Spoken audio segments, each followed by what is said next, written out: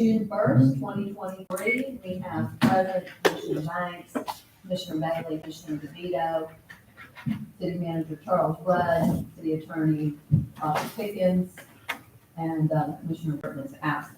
No, she's Live? live. Okay. With that, Commissioner Banks, will you go ahead and lead us in our invocation? Please stand. Father, once again, we come before you to give you thanks and to praise. Continues to do.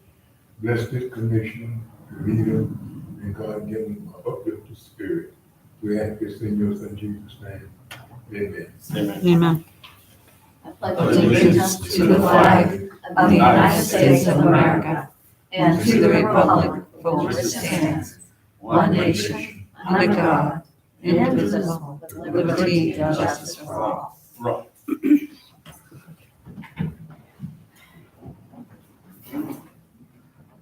Seeing as we have no public here, I'm going to go ahead and close public comment at this time. I'm going to turn it over to you. Thank you, Mayor. Fortunately, Lupita, our consultant, couldn't be here today, so she was gonna bring some revised maps, so we'll push that off to the next workshop. The overlay and boundaries, we'll go through it, we'll go past it here and go through. We'll talk a little bit about the boundaries as a decision point for you all, and then we'll add that to the next agenda, those maps and so forth. And also I want to remind you, we're not on a deadline on this, on passing this update. We'll have as many workshops as you need. We'll go over it and over and over until finally when it comes for adoption, you're satisfied with the results. So today is Article 1 and Article 3. Article 1 is the same as it has been. It's just the kind of the administrative part of the code, purpose and intent, applicability, jurisdiction, those kind of things. So unless you have some specific comments that you found in there, I'll note those and then we'll move on to some Article 3, which is zoning. Mayor, I did have some questions about Article 1. That's been too much time on it. That's right. My copy is real small. Some of my notes on Article 1. Why is your copy small? Let me see. Oh, because I downloaded it myself. So it wasn't, okay, so it wasn't. I haven't- It's your issue. Okay. I've got the other one, but the one I It's got your time. issue. Okay. No, I was not treated unfairly, thank you. Anyway, I had a question about definitions. In Article 1, there's, things that, they're terms, but I don't know what they mean, like on page 2 of 9 and 1.5. It says no development shall occur within a city, without the appropriate permits. Is there going to be a separate section that has the definitions? Because, it's a little bit hard to follow when we're getting it chapter by chapter and you don't see how the whole thing hangs together. So I was just wondering, are we going to have a separate section somewhere that defines these terms? Like, what exactly does development mean? Oftentimes I put that in They're doing- the back. I'll ask. Okay, so my question really is for everything in Article 1, and then also on that page 2, I think in 1.5 and then 1.5.1, application to governmental units. In capital B, it says, to the extent allowed by law, the provisions of this land development code also apply to development by any county, the state of Florida or its agencies, the federal government or its agencies or departments. And I'm noticing it doesn't say school district or, I don't know whether that's considered an agency of the state or We had that discussion with P&Z in a different section, and the feeling was it's a division of the state. We can add that language in there. to me, that's a technical issue that I would want us to resolve before we start adopting this, because you certainly wouldn't want to leave them out. It doesn't say a school district might be a special district. I don't know. So that was a question that I had there. And then, is this pretty much the same as our current Article 1, or would they have modified this to, well, I guess I've made some modifications because in 3.2, with the establishment of zoning districts, they've got all the new ones that they're proposing, right, on page, I think it's on page 3 in 3.2. To the Article 3 or Article 1? Article 1, I think it's Article 1. Oh, I'm sorry, there's a page from Article 3 in here, sorry about that. Sorry, I apologize. And then, actually, the page 3, I want to look at it, says consistency with comprehensive plan. I mean, I guess what I'm trying to get at is this pretty much the same as the Article 1 overview that we already have on the books, or would there be? Yes. Okay. And then another question that I had when it comes to Article 3, Article 1 says consistency with comprehensive plan. Are these new districts going to be consistent with the future land use map? Well, they won't exist yet, so they won't appear on the future land use map unless we go through an adoption process. And that's something we'll talk about in zoning. Like when we create the downtown zone, Right. it won't exist anywhere until someone voluntarily requests a zoning change. We won't go through and rezone anything.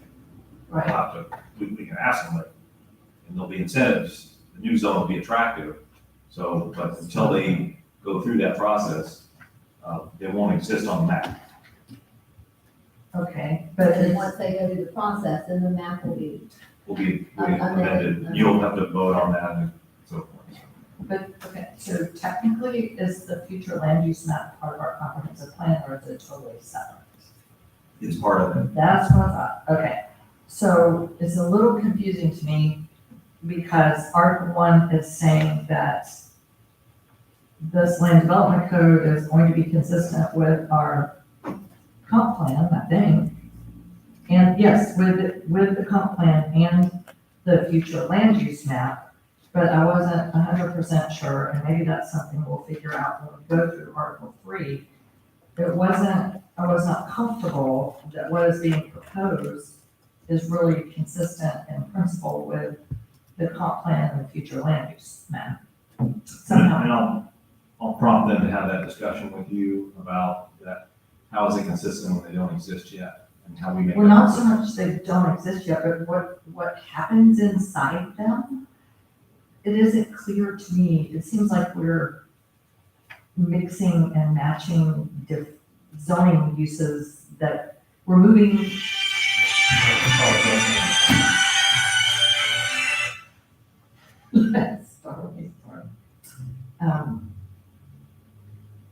I guess maybe when we get into Article 3, maybe it will become clearer. But it seems to me that uses of land that are currently in one category are appearing in other categories in the new zoning code structure.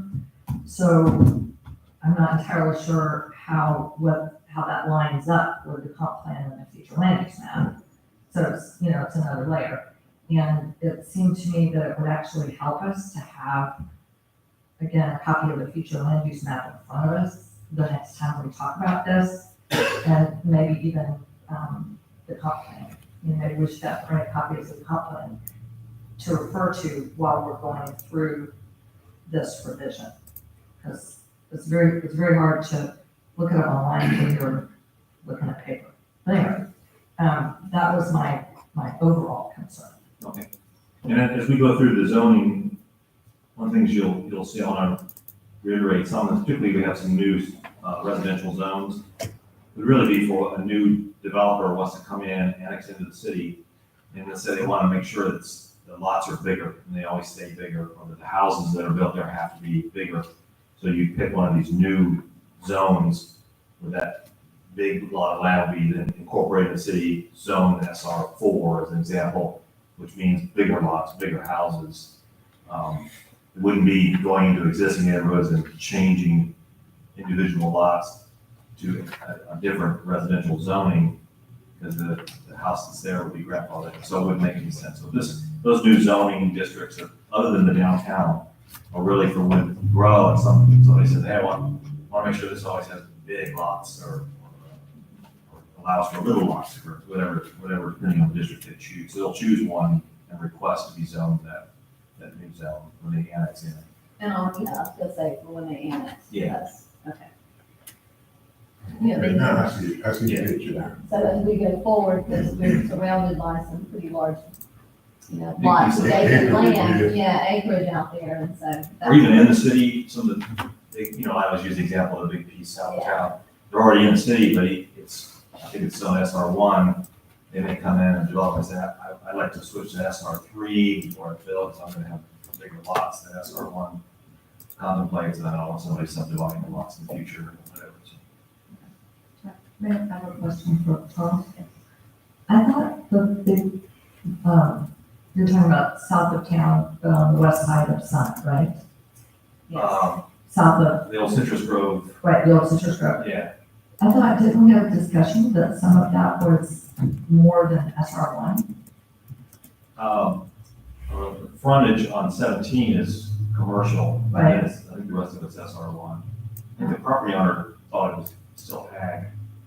He made a comment in a meeting that land was ag, but if you look at the maps, it's yellow, it's SR1. Well, this is why I'm thinking it'd be good to have the zoning map and the future land use map in front of us, because I thought that was part of our discussion about people were concerned their land was zoned for more houses per acre than they thought, or their neighborhood was zoned for more houses per acre than they thought, and I thought that was part of our discussion, but that doesn't need to be resolved now.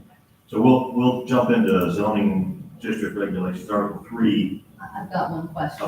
I apologize. On page 3 at 9, so on E, when I was reading through this, and so this would be that if they have any type of a violation, that they would only get permission to correct that violation and not anything in addition to it until that violation was corrected. Is that your take on that? Mayor, where are you? On E, 3 of 9. page 3 of 9, E. 3 of 9.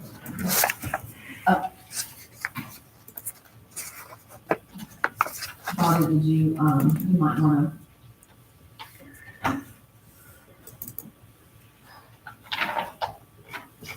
And what was your question? My question is to make sure that, so I just want to make sure that in reading that if you have any type of a violation, you will only be permitted to correct that violation Cool. and not do anything in addition until that correction has been made. That's how I read it. as Okay, well. I just want to make sure that, we're reading it the same way.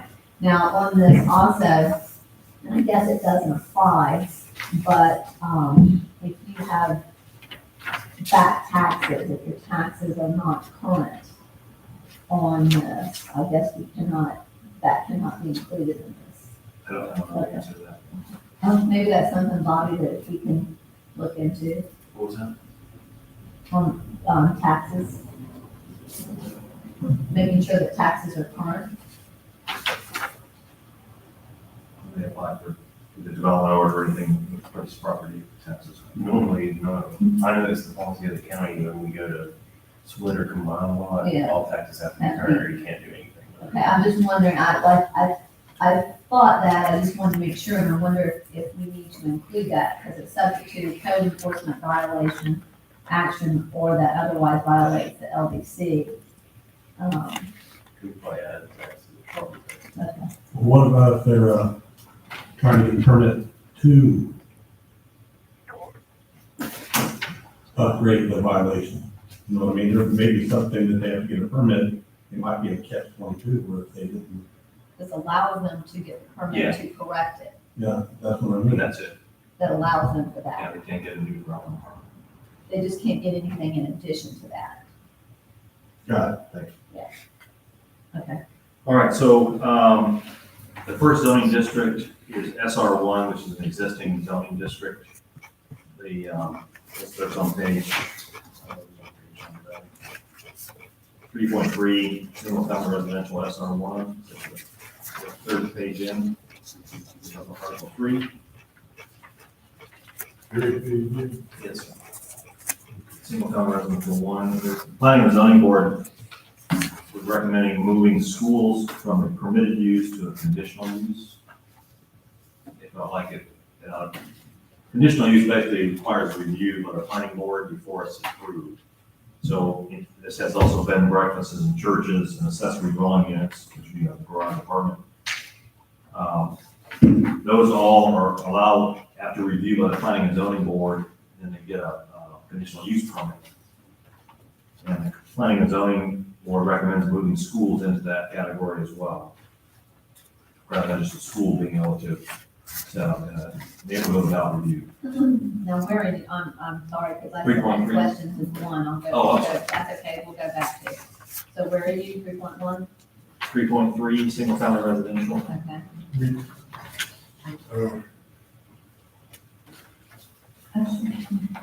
And Article 3, Well, you're in Article 3. yeah, I'm sorry. Was there anything else on Article 1? I had a couple of questions, but Mr. DeVito, did you have something? Well, I was gonna say, I think I had some questions about Article 1, and I thought your idea that we go back to it might be a good Let's idea, do that. because I've already, kind of stacked them over to the side. Okay, we're in Article 1. Yes. So we're in 3, we're in 3.3, right? Right, and so they want to take schools and make that a conditional use. I thought you said go back to 1. You gonna go back later? Nope, later. Later. Sorry, Charles. That's right.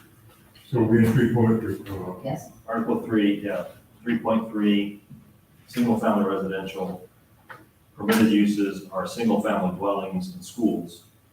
when you talk about schools, that could be a charter school, that could be Private a school. Private private school. school, a nursery. They just felt like that needs some review, it ought to be reviewed before just plunking down.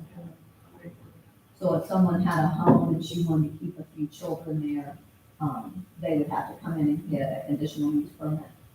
That's my understanding, yeah, Okay. preschool. So we're gonna move schools down to, That's their recommendation, it's up to y'all. There, yes, I think that sounds like a very good idea, because this is single-family residential. And schools in general may be a desirable use, but it depends on the school, very much so. And we would want to, I think, put the appropriate conditions on that. And I mean, we think of schools as the ones we have now, but, could really be anything, could be a trade school. What about a homeschool for a parent? Do they need to be, No, I that just asked. yeah. Everything, you know, Sorry. if somebody's got a homeschool or something, has other kids that decide their own. if they had other children there, that Yeah. could be, that could lend itself. So that's a good question. Probably the permitting would trigger it, so homeschool your child, you don't need any kind of, but to have other students, you have a license or something that would flag it. But if you're instructing anybody outside your. And again, it wouldn't be prohibited, they just have to come in for review, like, so look at, go, yeah, that's, you're not bothering your neighbors, this parking is fine. Let's let them look at parking, garbage, noise. And with a conditional use permit, basically, the planning and zoning, they'll set parameters too, that they have to work within. So the reason I say no about homeschooling is just state law is pretty strict on that. I mean, you kind of have to leave those people alone if it's their own children. If it's their own children, So if, something's important to notice as we go through these, the minimum lot size in this zoning is 1,700 square feet. Right. With a minimum width 50 feet. Yeah. And a height of 35 feet. And these setbacks as well is what kind of changes a little bit as we go through these residential zoning. Okay, so Mayor, I have a question about this one. Thank you. So my first question is this consistent with our current SR1 This is, zoning? yeah, this is what we have now. This is what we have now. Okay, because 50 feet is awfully narrow, That's- so we have some. We have something. And then an overall question that I have is, do we have an overall building height for the city apart from different zoning districts? I think it's 35. I mean, is it in some other part of our ordinances, or does it fall in the land development code? Because I've always been told that we have a height limit here. We did, yeah, we actually, you'll see planning and zoning has recommended increasing that height, like in light industrial. It's 35, my understanding is 35 all over the city now. Right. And it's spelled out in each one of these districts. And I think the recommendation is to increase it only in light industry and possibly the downtown. We'll know when we get there. But Okay, currently it's 35 anywhere in the city. right, And 'cause this is really where it should sit in this document, correct? Yeah, that's where it is Yeah, now. that's where it should be in this document. okay, I just didn't know, I've always heard it said, and then the concern that I have, just to note for later on, is it seemed to me when I read about multifamily or planned unit development or whatever, I didn't see a height limit. I think in PUD it's negotiated. So Right, have it but- listed. But, at some point, I think we would want to have a cap, because those do become an issue, and, you know, we would hate to have condo canyons, so to speak. That's an option. Anyway, and then, so there's nothing to tell, you're gonna tell us, this is my question about planning and zoning. In your memo, you said they made some tweaks, you're gonna tell us what they are, they're not. Yeah. I didn't see them highlighted. Correct. I think I highlighted one. So anything else on SR1? Yeah, let me ask you one more question. Airbnb, would that be considered under the accessory dwelling units? No, and I don't believe we can regulate Airbnb. Okay, so I just wanna, We don't address it. so permitted uses, do we want to put the Airbnb up in there? I don't think we We can. can, okay, okay. But Mayor, now that you mentioned that, I do have a note somewhere. There is a state statute that gives us limited ability to regulate short-term rentals. And I don't know, that it necessarily fits into the land development code, but while we're thinking about this, it might be a good idea to pull out the short-term rental statute and, take a look at it and see what we are and are not allowed to do. Because That changed this session? It comes up every year. it I think it was last year. I think it was either the previous year. I don't know, it comes up every year, I don't know whether the changes are made, the changes are never more helpful to local government. I don't know what came out of that fight, just because we don't really have our own, ordinance, but actually, now that the mayor brings it up, we might want to get our own ordinance before things get any more restrictive.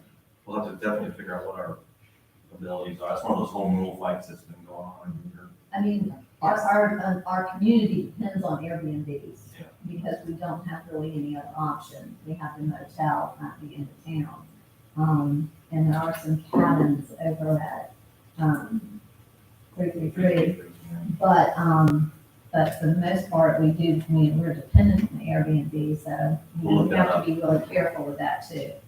I know there was a very large house and the police have been called before because of,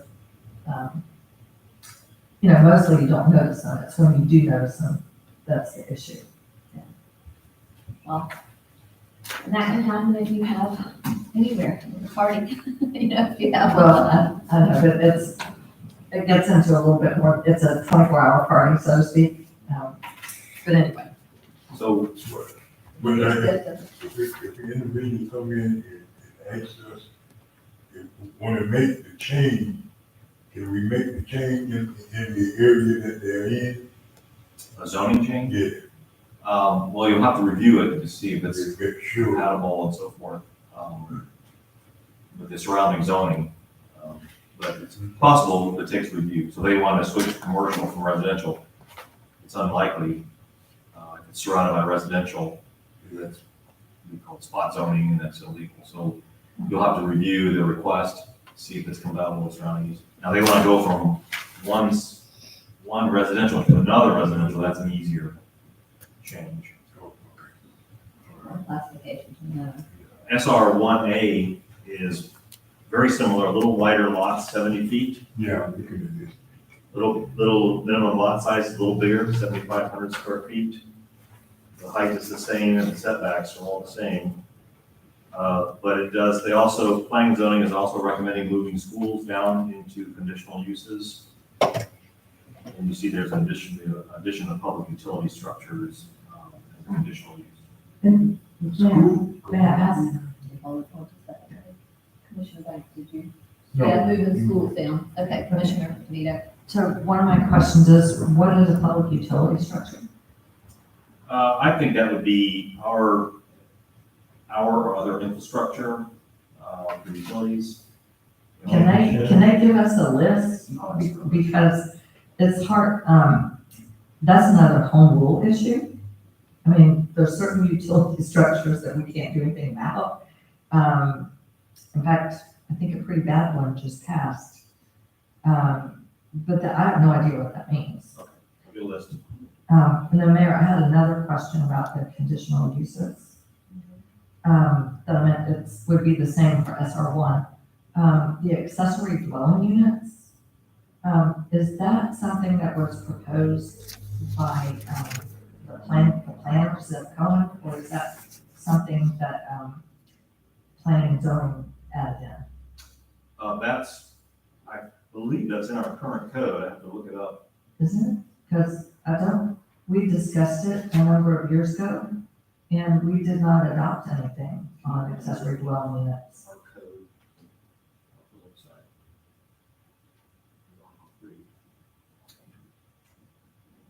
I thought they did not. We did not? I thought they did as long as it was attached, somehow or another, Yes, but not, but they never put any. not separate, because, the other was the attorney at the time, and he brought up a very good point, that basically you're just rezoning. I mean, you're just making two houses on the same lot, if it can be detached. I thought if you attached. Well, You kept it attached, if you kept it attached. well, I If you think, attached it in some way, do a blockway, or. Conditional uses. the building had to be, there was, as I remember, there was no ordinance adopted, because Patrick Kennedy said you can have it if it's connected to the main house, but nothing was done as far as a non-connected, putting grandma in the backyard. It's not included in the current code. I didn't think it was, so, just based on that lengthy discussion that was had several years ago, and I think it was before I was on the commission. I'm pretty sure it was, but I was here for it.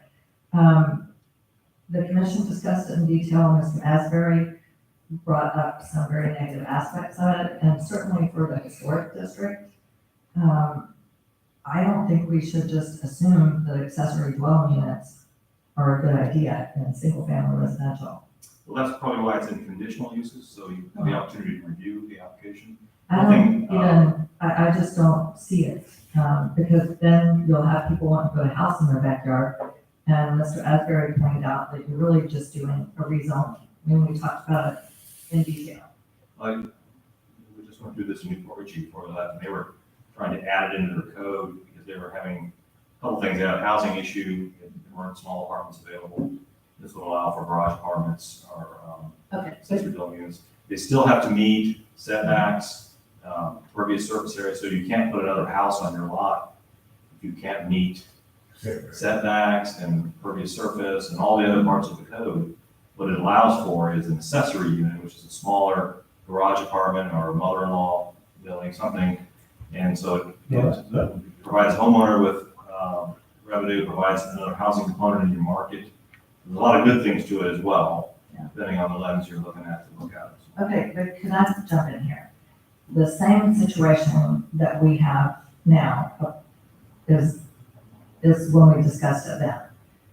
Crescent City, particularly in the old part of town, we don't have a lack of small houses. And what I said at the time is if you need to have a house for your parents, find a house, a small house, there's plenty of them, and buy the house and put your parents in it. And by the way, people are doing that. That is exactly what they're doing. We have houses that need to be refurbished. So I don't think it's in our best interest at this time, and particularly it would reduce property values in some neighborhoods to have people sticking little extra units in the backyard, which have a requirement for parking. And then to me, for Crescent City, it doesn't suit our layout. And we still have lots and homes that are in crying need of renovation. And it would actually be a lot cheaper in some ways than building a whole new house in your backyard. So I don't see that we are at the point yet where, unless it's gonna be an apartment over your garage, I don't see that this fits in with our needs for our, our historic layout in town. I just don't see it. I disagree with you, and that for us to say to someone that we don't know their financial situation, we don't know the health of their parents, we don't know their personal situations, to go buy a little house and put them in it. Oftentimes people want to keep that elder family member close, or they might have a disabled child, and keep that disabled child close, but still allow them that opportunity to have some independence. So, and we're not having that happen. So I do disagree with you. I think we're kind of overstepping our authority there. My experience has been there's very little to rent in this community, and that this is a way to address that. I agree And with a lot of Mayor these, this time. and a lot of these little houses, when you buy some of these little houses you're talking about, to bring them up to livable conditions sometimes can be very cost prohibitive too. Okay, but to build a pole barn, it is very expensive to build any kind of little house. Well, some people I have a separate, my garage is not attached to my house. I have a separate garage and I'm already established. It's been there since the house was built. So, it would lend itself, something like that could lend itself to that. So I'm just saying that, you can leave it in the conditional uses, and then that has to go before planning and It zoning. allows us to look at the parking and. Yeah, but not to Conditions. eliminate it completely, because I agree. every situation is different, and I don't think that, I think to prohibit that, completely, would be a disadvantage. But right now- I really think that at this time, to prohibit it, like the mayor said, I have to agree with that. The housing is a shortage here, and if you're gonna move your mother-in-law down or sick from New York, how long does it take to renovate something when you could build?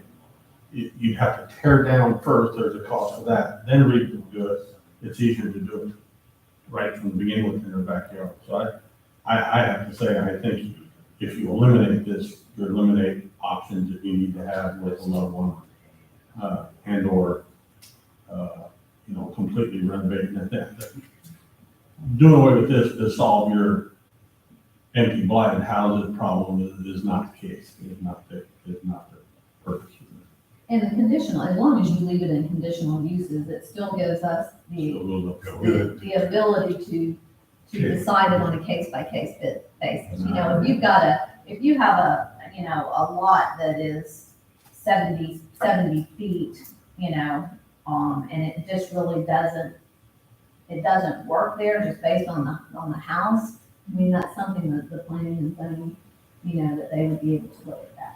Now, I have one question that comes up in each one of these things in mobile homes. There are pre-manufactured mobile homes. Once they take the wheels off of them, are they still mobile homes, or are they pre-manufactured homes? You have modular and you have manufactured, Exactly. so you have a Yeah, modular home and a You manufactured. cannot prohibit mobile homes, and they'll hear later, they've created a whole new zoning category for them. So I can see where you take blighted property, pull it down, and put a pre-manufactured house on it, where something on wheels would be considered a mobile home, but I just wanted to make sure we're not talking about eliminating both those possibilities when you say they're mobile. Because mobile could mean that you brought them in on a truck. Yeah, I don't think they classify a manufactured home as a mobile home. And mobile homes will be permitted in, it's called mixed residential mobile home zoning category. So they call out that's the prohibited in each of these single-family home categories, but you're not allowed to prohibit them anywhere in your city, so they do provide for that. Well, because I can see that solve a lot of the light problems we have is eliminating home next week, having a pre-manufactured house there, where a lot of it. Yeah. I can see that, I just want to make sure that we're not prohibiting something that could help. Well, I do have one more thing to say about Okay. accessory dwelling units. They're not in our code, so there's no definition for them. So we might want to come up with an appropriate definition.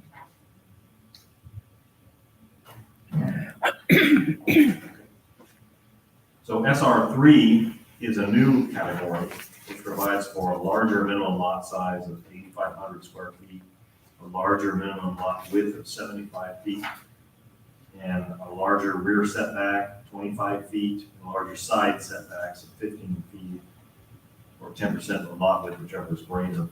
Also has a less impervious surface area requirement and a less maximum building coverage. And garages are required. So this would be one of those new categories, some more building and development. Again, they're planning and zoning is recommending schools get moved down into conditional uses. And this one adds community gardens, community and private parks. You can imagine this would be like a new subdivision would come in and want these bigger lots and bigger houses. I have a question on this page. Okay. A couple of them. Okay, so conditional uses, community gardens. I didn't know we had any restriction about community gardens in Crescent City. I mean, what purpose would there be in having, do we even have a definition in our code of a community garden? Because, you know, we've talked about having a community garden and, I don't know, I didn't know that there was something that had to go in the zoning district. Unless, I don't know why, was this something that planners included in here?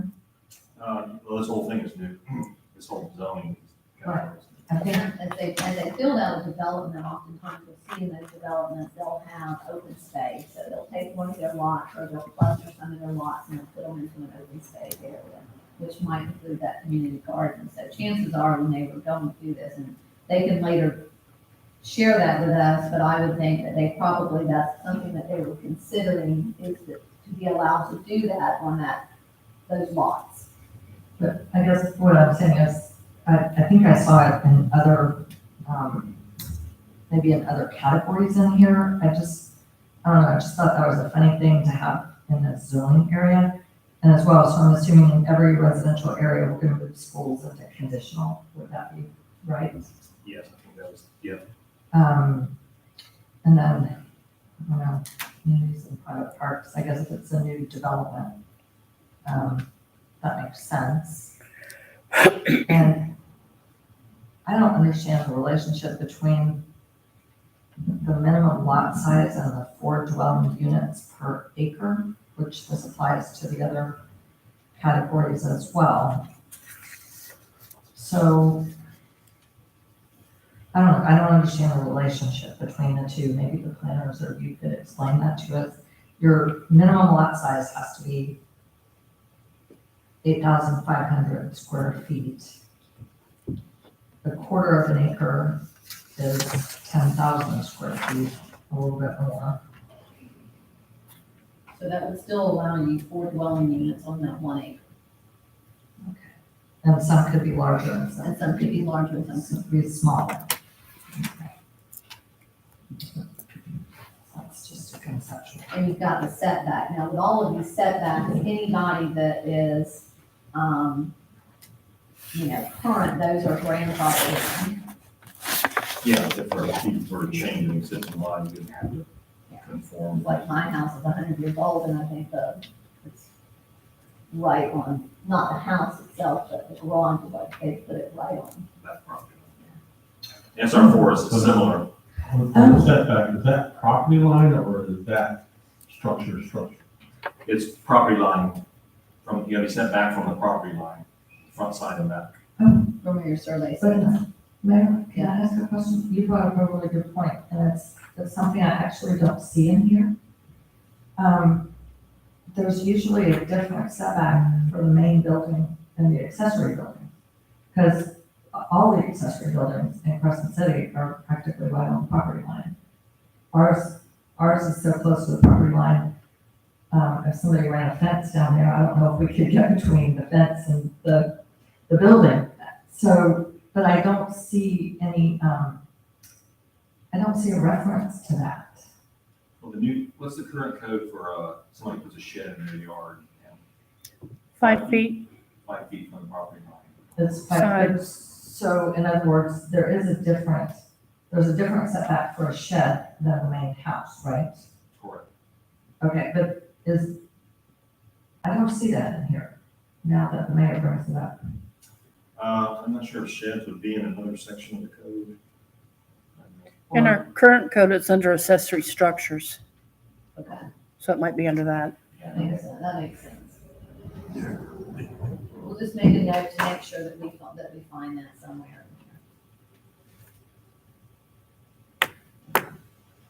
Okay, Commissioner DeVito, do you have any other questions? Not on that page, and you just brought up a really good point about the garages and other accessory structure, but pools fall into that, right? We have a separate code for that Oh, it's also. all separate code. Cool. Okay. Well, anyway, it's all got to true up with this. Okay, no more on that. Okay, Commissioner Banks? now community garden, now let's look at that. I think, I can remember when we had one, kind of at school back then. That behind the, Yeah, the middle pool, school, yeah. the middle school, they had one back there. And I believe the women's club had one too, in the side back there. Yes. One of our residents just recently mentioned to me about, she has a vacant lot next to her house, about possibly making it a community garden too, so. I'm gonna ask them about those and how they automatically, usually like when you look at business uses, they say if a business isn't listed, it's not allowed. But we have a list of prohibited uses. So I'm gonna ask them if what they're saying here is community gardens are prohibited simply because they're not listed in other zoning, or how they address that, and I'll give an answer for you. And also how they define a community garden. Right, and I remember Marcus Hardy, before he passed away, one of the last things he talked about was the community garden, he had a place for it. Well, sad, okay. So, SR4, similar thing, the lots get bigger, 10,000 square feet.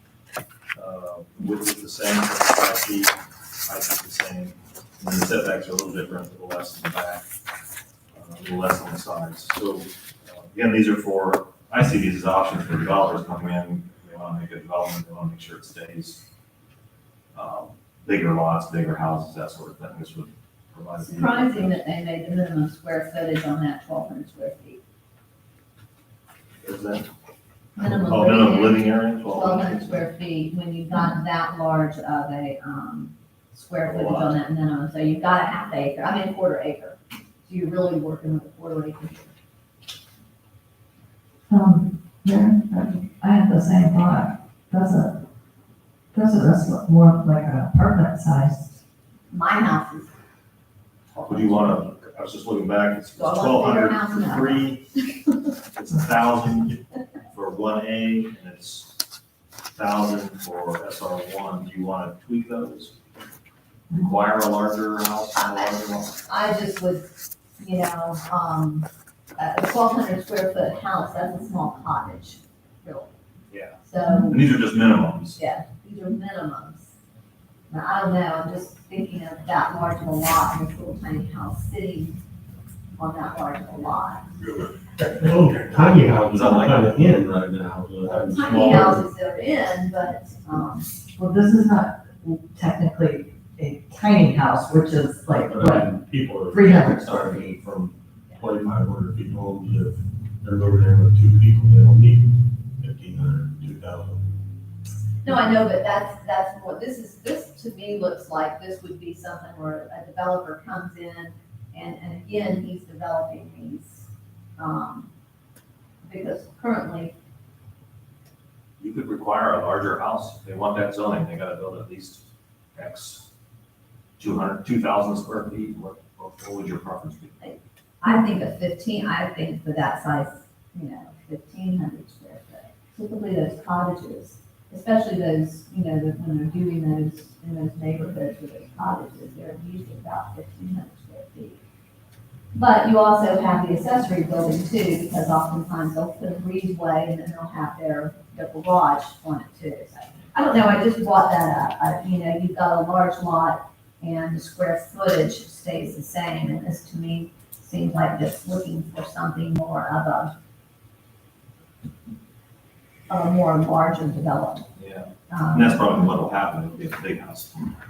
So do we have an option if, I guess we would have an option, I mean, is there another option for them if, minimum, it's okay. It's a minimum. It's a minimum, so they could build larger, they just couldn't go any smaller.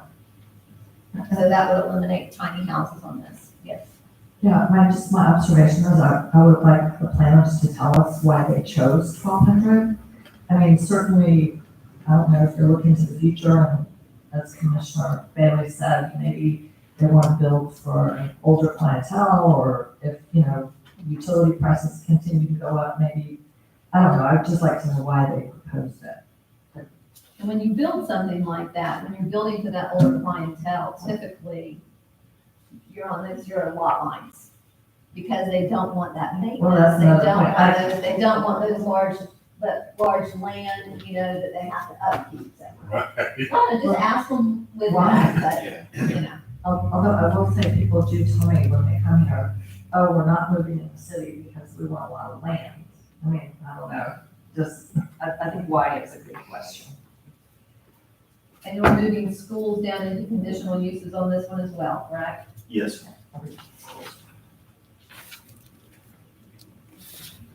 It's interesting that they have cemeteries in this one and not in the other ones. Yeah, I agree with you about that. I thought that was, interesting. Cemetery, all you need is, all the inches, you ain't gotta even put a beat now. I'm the president of that cemetery right there. You don't even have to build that deep anymore. No, they don't want to Oh, shop around. no, I was, All right, MR1 is a classification we already have. Then we did add condominiums to this list of permitted uses.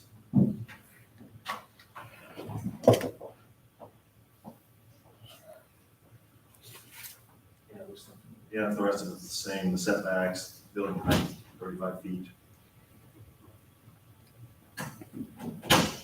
Any questions on MR1? Mayor, I have a question or two. So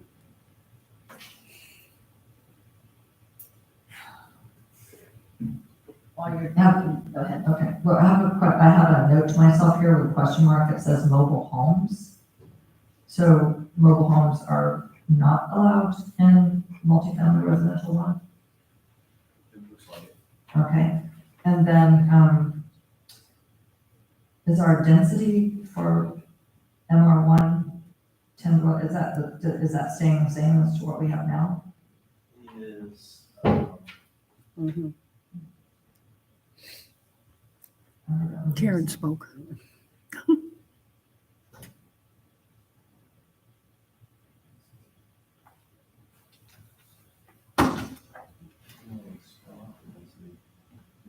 The other thing too is that they don't have prohibitions on 3.6 or 3.7. And mobile homes is that's under the other one, so. our current code doesn't really address densities.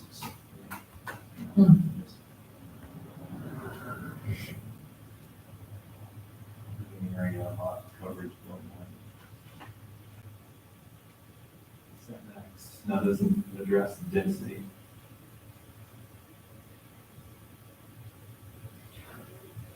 Oh, so it doesn't at all, because it would be helpful to have some kind of example, so we could get a handle on. what we would be doing. We have no density, Not currently.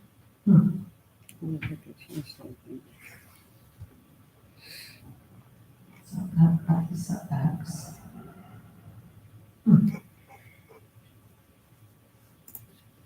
It has currently as conditional uses cemeteries, mobile home parks, and community residential homes for 7 to 14 persons, which they kept community residential homes.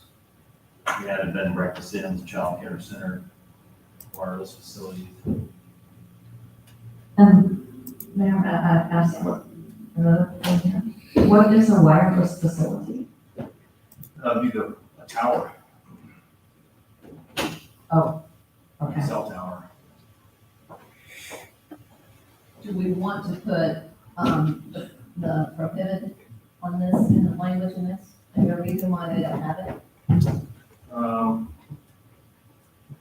don't know what it is, if there is one. On 3.6, especially the single family residential, 3.6. SR4, yeah, they don't have it. that can trip you up a little bit, if you don't have it prohibited in mobile homes. But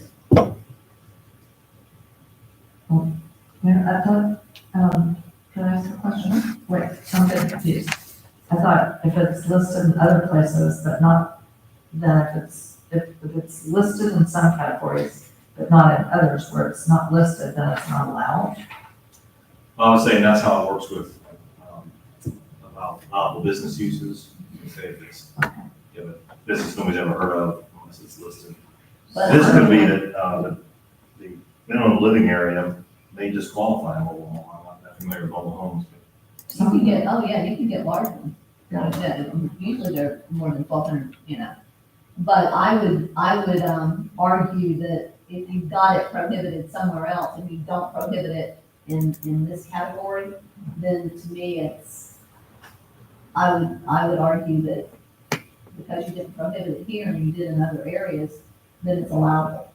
No, I don't think we allow in mobile home, larger homes in the city.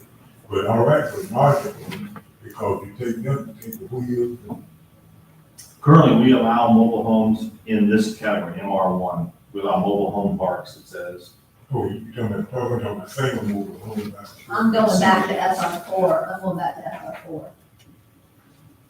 Yeah, I'll ask them about that, why they didn't put prohibited mobile homes in there and see what they did. Oh, I see what you mean. We have prohibited uses in other single-family residential Yeah. districts, but not SR4. That to me looks like it might be an oversight. Probably is, because there's a whole separate category now for the mobile homes. Okay, but Mary, can I continue on Yeah. on that? So according to, there's an inconsistency here, and according to the mayor's line of reasoning, if you're not prohibiting mobile homes in multifamily residential, then they would be allowed. I guess, to me, we need to ask them, is this just an oversight or an inconsistency? What are they intending? I have a note. Okay. So, mobile homes not prohibited yet in 3.6 and 3.7, and should they be? And really, before we move out of here, and go into this multifamily, back in our single family, I noticed that in conditional uses, it did not allow anybody to have, and maybe it's because the statute to preempt that, but, home-based businesses. Yeah, I don't think we're allowed to address home bases. Okay, so are we no longer allowed to, I know when the statute changed, Bobby, is that correct? Yeah, it came up with the wrong part, we're not Okay, allowed. I just want to make sure because, I know whenever I had mine, I had to come and I had to get a special use permit before planning and zoning. And they set all the conditions that I had to meet, in order to do that. And then the law changed and then it was allowed. Okay, wait a minute, Mayor, I have something to add. Yeah. I think we would want to look very carefully at the home-based business statute, because I remember that was up when I was on the advocacy committee. And there's some language in there about not additional requirements, but I think as a municipality, you have to be very careful if you look at the statute. You have to look at what your neighborhood requirements are. So I don't think I think there are some things where we could have some rules that apply to everybody. So it's not blanket approval. So Bobby, maybe we should look into that or ask them, if they could make sure, because we don't want to eliminate that. And we do have certain people that, they do operate out of the home, so they have cottage business industry there. And so we just want to make sure that we're not doing anything to impact them negatively. Or Or the other way. or if there's some home-based businesses and there's a way that we could make sure that they don't negatively impact their neighbors that we're allowed to do, then, you just want to make it nice for everybody. Anything else? So the next zoning is DR1. This is a new category. We asked them to create downtown retail. Some cities call this downtown zoning district, central business district, and different things. So it has a list of permitted uses, which are what you typically think of in a busy multi-use downtown. There was a recommendation to add brewery and coffee roaster to those. We are advocating for those types of facilities.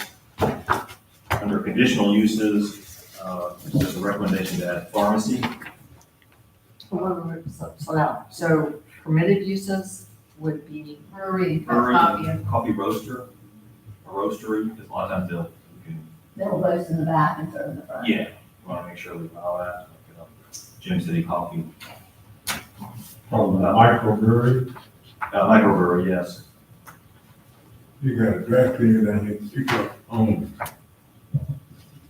Yeah, that's in other words, that's where, for instance, if Rips in Palaca did cleaning there, and then they had a spot out here where you could pick up your dry cleaning and drop it off, but it wouldn't allow them to dry clean downtown just because it's kind of a factory type use. Wait a minute. Well, maybe we should make that more specific to that and not just pick up only. So basically, we're saying we're not gonna be doing any dry cleaning in this area. It's allowed in GC1. Okay. It would not be allowed in this. Well, Mayor, I have a question about some of the allowed uses. That one, the dry cleaning pickup only really threw me for a loop because, the second, one of the vacant buildings right on Central Avenue is a former dry cleaner and laundry. That's what it was used for. It all occurred right there on the site. So I'm not sure why we would be so restrictive. It never created a problem before. I think that because of the environmental impacts oftentimes with the dry cleaner, sometimes that has some concerns. I know that in other communities, I've been in The brownfields. Yeah. And so that brings along with it some concerns, is the environmental impacts that a dry cleaner could have. Well, they're supposed to, they're not supposed to have environmental impacts wherever they are. Supposed to. And then, so some other questions about this I had, that was a dry cleaner and a laundry. It doesn't mention a laundry. I don't know why we wouldn't be allowed to have a laundry down there if you want to make it, user friendly. So you want to add your brewery and roastery, and where would pharmacy go, conditional or? Well, and going to conditional uses, the discussion is centered around medical marijuana dispensaries, Oh, well, that's another point. which the state, we had this in Maitland, my city wanted to outlaw them. And our attorney came back and said, you have to treat them like a pharmacy. So if you allow Walgreens, you have to allow medical marijuana. Okay, And have separate rules so medical marijuana is like a pharmacy. in the pharmacy. So Okay. unless it's changed since I was there. So my recommendation to them was to put it in conditional uses, pharmacy, then we review it. They didn't want to allow it by right. I think there was one or two board members who were out just against medical marijuana dispensaries, but you cannot prohibit them. But we're limited, so we can't prohibit them in any zoning district. As long as we allow pharmacy. We allow So all pharmacies, the Walgreens, you don't allow Green Dragon. Read, yeah. And So, then LAC is looking at that right now, because they're revising their code too, and they're having to address that. right, so somebody had very good lobbies. Okay, but I have some, aside from that, I have some other questions in this section, can I ask them? Okay, well, one observation on the next page on things that are allowed, that's a misspelling of Taylor. You want it Taillor? Tailor. Yeah, that's spelled like a last name. That's strange. Where it says vintage resale, would that include our thrift shops that currently exist? Yes. Okay, because it doesn't sound like it to me. That vintage resale, it includes the thrift shop, secondhand store? Vintage resale is a fancy name for a thrift store. Okay, just, Like antique store. Same thing. Yeah, I think antiques are actually listed the first time antique shops. and then a conditional use that says residential above ground floor. I thought we changed our code to allow that.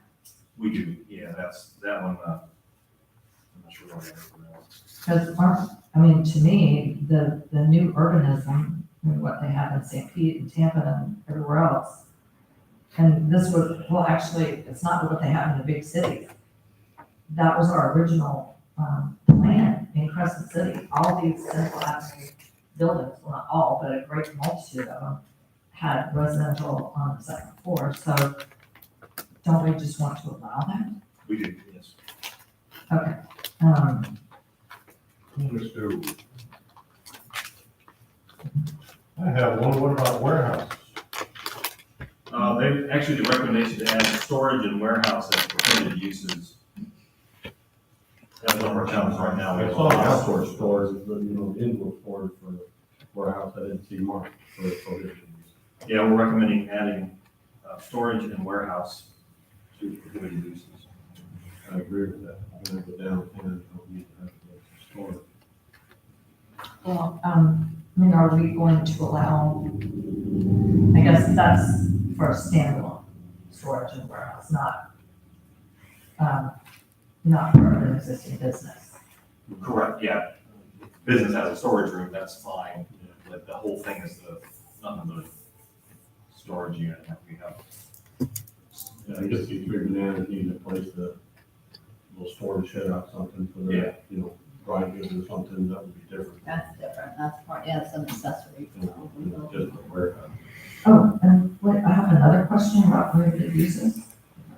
Okay, so it says prohibited uses are auto repair, leasing, and sales. Under prohibited uses, 1, 2, 3, the third one down. I mean, we have existing auto repair shops. And they'd be grandfathered, they'd be allowed to remain. This would be No new new. ones. No new ones. Keep in mind, this is Central Avenue essentially. We haven't got the maps yet, but this is your walkable district core. Wait a minute. So you want an auto sales or repair or, Um, You don't need used car parts laying around when you want to walk up and down the street. Yeah. No, wait a minute, so this is downtown retail, right? yes. Which is different from downtown development overlay. Correct. Overlay is bigger. Right, the overlay is bigger. This is what's making us so confusing. But, I absolutely disagree that you don't want, auto repair shops in your downtown. It's something that some people really enjoy about Crescent City, and it makes it much more usable. I mean, I mean, right here on Central Avenue, I don't know that anybody really enjoys this auto repair right here. okay, so it's only Central Avenue? Only this zoning, No, so okay, which but, will effectively be Central Avenue. so it doesn't include Florida. Does not. And they're already grandfathered in, It wouldn't matter, yeah, they'll get to stay there. yeah. Okay, but if they wanted to sell, so that's what's not clear. If they wanted to sell, they could sell it because it's already an existing, it should be able to, they should be able to sell it because of an existing business that has not had that 6-month lapse time. correct? Yeah, I think it would have to be vacant for 6 Yeah. months. Now, the bed and breakfast up here, conditional uses, like we've got the Sprague House right now. You know that's a bed and breakfast. It hasn't been occupied, hasn't been active in over 6 months. So would they have to come in and ask for a conditional use permit in order to make that a bed and breakfast? It's my understanding they would. Oh, great. Again, because conditional use doesn't mean it's not allowed, it just means you get to look at it. The planning board looks at it and can say, well, we'll grant this if you make sure your dumpster is screened or from the road, or you have enough park, you have to prove they have enough park. You know, it gives a chance just to review it, and I know with the Sprague House, everybody has a soft spot for the Sprague House, so I don't anticipate any problem, but if somebody wanted to turn the salon building over here all into a B&B, give the planning and zoning a chance to look it over and go, well, you really have no on-site parking, what are you gonna do about this, what are you gonna do about that? So it's just an opportunity to review it rather than going, just go for it. So for the downtown retail, one of my concerns is that it doesn't say where this would be, but this is the category where you said people would have to voluntarily request to be. Sure, so, let's say, Thursday night, you adopt this new code, so now we have this zoning classification. It doesn't exist anywhere out there, so We're not. staff, we making go out and it very say, clear. hey, would you like to, if you switch to zoning, you have less parking requirements, you have shared stormwater, and we'll go over all that. There's incentives to switching your zoning from GC1 to downtown DR1. You don't have to, we could go 10 years and nothing switches, but it's likely it'll start popping around because of the advantage of switching zoning. Okay, and so Mayor, I have a couple more things. Okay, I want to clarify there for staff, for anybody watching, that we will not be voting on this next Thursday night. No, Yes. no, this is, Just next want to make fall. sure we clarify This is in the that. fall, yeah. Yeah, this will, and It'll be you can use that as voluntary an rezone. example, but we will not be voting on this next Thursday night. Okay. Very, very good clarification, thank you. So, downtown right now is GC1, is that what you're Yes. saying? Okay, because that, and again, when we look at all this, it would be so helpful to have the current zoning map right there in front of us. So downtown is GC1. I'm not sure how this transition works. But also a note that I made is, somewhere we need to have a parking plan for the downtown. And the reason I say that is because, and I know it addresses, this land development code addresses curb cuts. Somewhere I saw it says discourage or minimize curb cuts, but that is very limited real estate there on Central Avenue. And just on the east side, when one driveway was expanded and another driveway was added for a house down there on the east side, the curb cuts took out several parking spaces. I really think that needs some overall planning. And that the city needs to think about, you know, where we are going to have parking in some way, shape, or form, because eventually, if you don't plan for it, it kind of dries up and disappears. But that'll be in the master plan. Right. Well, but that's not coming until later. So somehow that's all got to be coordinated. And then I still, well, I don't know, I guess if this is Central Avenue, I mean, the corner there, across from City Hall, that's been a gas station for 50 forever. So we're saying we would, It won't be a gas station again. but well, no, because this is voluntary, correct? Well, even now, I think, They have that on there because she had to get a conditional use permit for for the, our repair. for auto repair. And if they're not operating for 6 months, and I believe they gave them that 6 month also, that if, for 6 months, and if somebody else came in, they would also have to apply for that conditional use. Yeah. But I do know she had to come in for a conditional use on that. Well, all right, okay. But you know, Okay. but you know, we really do need to prepare for parking. That's not the first time this done came up. We got many. In other words, when we have something down to the park, we had to use the church parking lot. And it's the same thing on Grand Rondo. We ain't got nobody park, people basically park, let's park on the grass down that way. Yes. I brought this up one time before, that there was a lot behind the Jeffro Baptist Church. Was for sale, and it was a lot down there beside somebody worked, but he got it back on the market again. Now,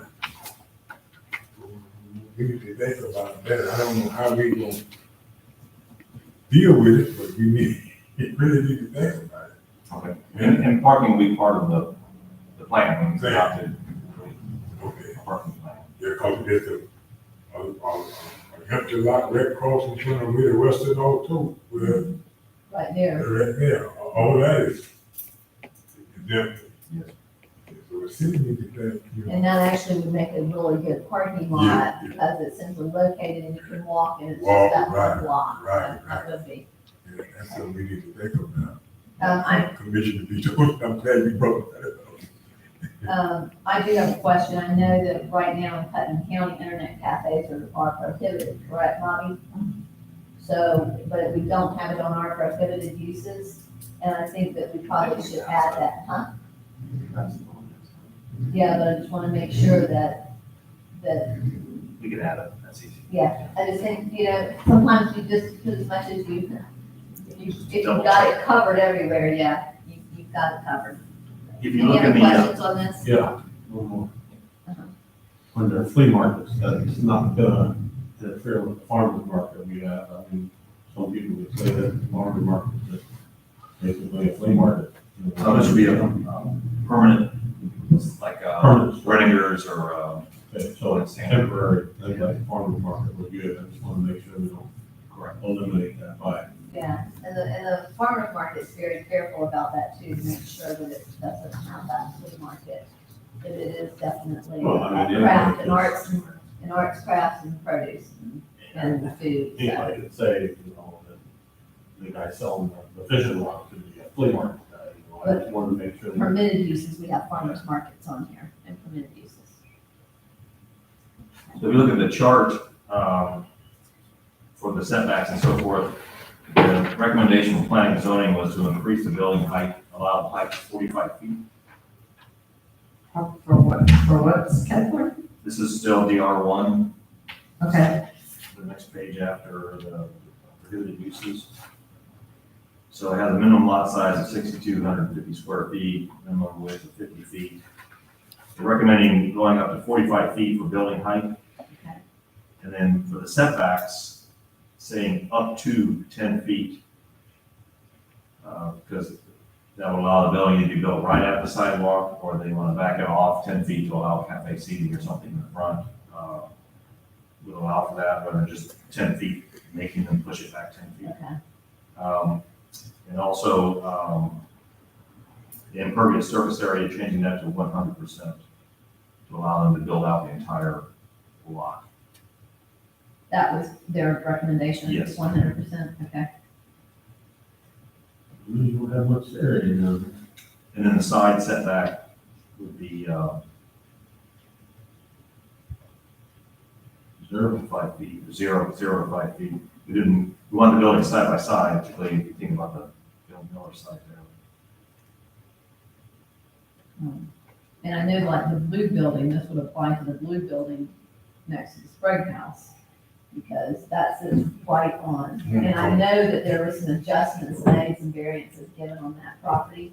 Because Jay Asbury had talked about that at one time, in order for them to be able to do something with that property. Well, if you think about the empty space between the dance studio and King's, somebody wanted to build it, let's say sold it off. Yeah. There's a fire code that will dominate, tell us how far away they can be. But for our perspective, I think we want them to fill in that gap, not leave alleys that become problems for us in the future. well, what's wrong with Alan? Although it's not a good usable alley where you can hang string lights and put seating, it becomes a maintenance issue, and there's garbage cans in there and cats and, Alleys are for you, I don't understand that I one. guess alley's the wrong term, a passage, But they're for utility purposes. yes, So that means that they either have to do their utility stuff in the front or the back. to be in the back. Well, are we sure that will work? Well, it'll be a case-by-case basis, but this will allow us, what we want to do is encourage the buildings to be built close together. Yeah, that was a bad example. You think about the empty lot, when somebody builds across there, you hope they'll put the buildings, it's not gonna make a continuous street wall, that's. And down there, they all have access, but all of those properties are accessible through that back, they have a back alley. So they have that back area back there for them to go back and forth, On Market Square, then across the street. across the street. Yeah, they do. Back over here, I believe. Where Cassie's, Sassy Cassie's is. Where's your sweater? Those buildings are right next to each other, but it has that, just that little narrow. There's a That's space what- there, yeah, a that's what- staircase, yeah. yeah. We A lot of crap in there. Stuff in there. You look through that fence, it's Yeah. a junkyard. A lot of it, yeah. You know, my mind keep on, at least keep on coming out in my mind, if we ever sell that property over there, we is gonna be in trouble for parking, for anything downtown. Yes. We really are.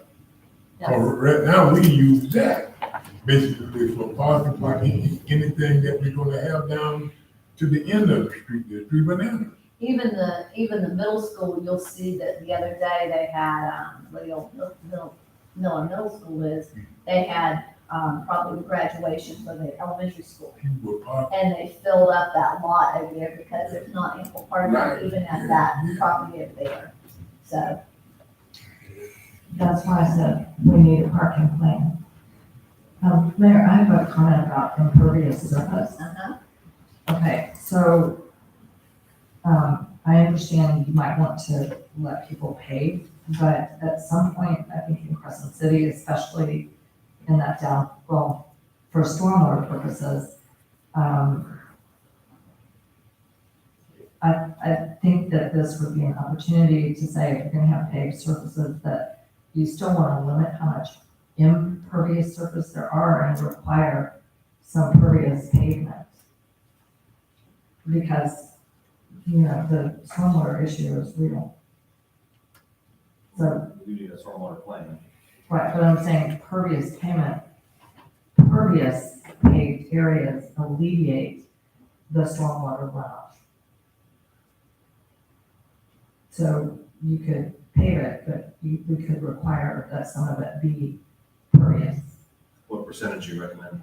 Well, I don't know, I'd ask the planning staff. and that's something too, that when they make their proposal, when they submit for their permitting for these and get their approval to do this, that I know that's also something that is a part of, I believe it's part of the review, isn't that correct? As to how much based on that lot, what they will allow as far as pervious and impervious. Yeah, St. John's has something to say about that. But the concern with it is particularly for infill parcels, you end up making the parcel kind of unusable. If they have to allow too large a percentage is pervious, then you can't do the project. It's kind of the concern was. But you can have paving that is pervious paving. I'm talking about putting the building on the whole. If you think about the lot on the corner of Prospect and Central, Right, my recommendation is let them build the whole lot. Yeah. It's a tiny little skinny lot. It's a skinny lot, they might have to use the one across from it. That one, they used up that entire lot. The folks at Gem City Cottage looked at that and did a conceptual, by the time they try to meet parking, pervious, stormwater, there's really not much room left for a building, so it kind of becomes, you have to move on to another site, you know, it's and which lot was the corner of Prospect and Central, next Next to to King's. Kings, that? Oh, the Tore Jehovah's down, Witness. and, yeah, and the title across from it, that one filled up that entire space. The one next to it, pretty much, of course, there's that area between the two buildings, but the old dry cleaners, it's seems like it takes up that whole, space. I'll ask them what they recommend for room purpose. Okay. You ready for professional office? Any more questions on this on this one, DR one? Not for me. Professional office we already have. I don't think we have much of it actually in the city. The category exists. Permitted uses. Now it has, we currently have, yeah, everything looks the same. Permitted and conditional uses are the same. I don't see us having much of that. And they still keep that, they're keeping it at 35 feet. Yeah. Right, okay. Setbacks same. Well, did we agree on DR1 to allow the increase to 45 feet? I mean, that was recommended by planning and zoning. Are we accepting that? I didn't hear any objections. I have no objection to that, I understand everything with that, but, so I have no objection. Because that includes, you know, anything sticking up on the roof, the air conditioning, any decorative elements, all have to be calculated into that 45 feet. So it You know, allows and for- if we were to get a boutique hotel there, they would, that would allow them to go up to, 4 stories. Yeah, With that first story, hopefully, any commercial. being commercial. So that would give them 3 stories of rooms. You ready for GC1? This is also an existing category. You see there on the list of permitted uses, you don't have auto repair in there. It's recommended we add auto repair into GC1. It's not listed as conditional or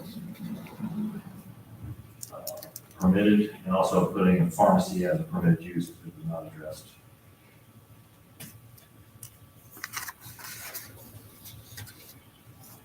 I think they have drugstores, but we think of that differently, with the pharmacy versus the drugstore.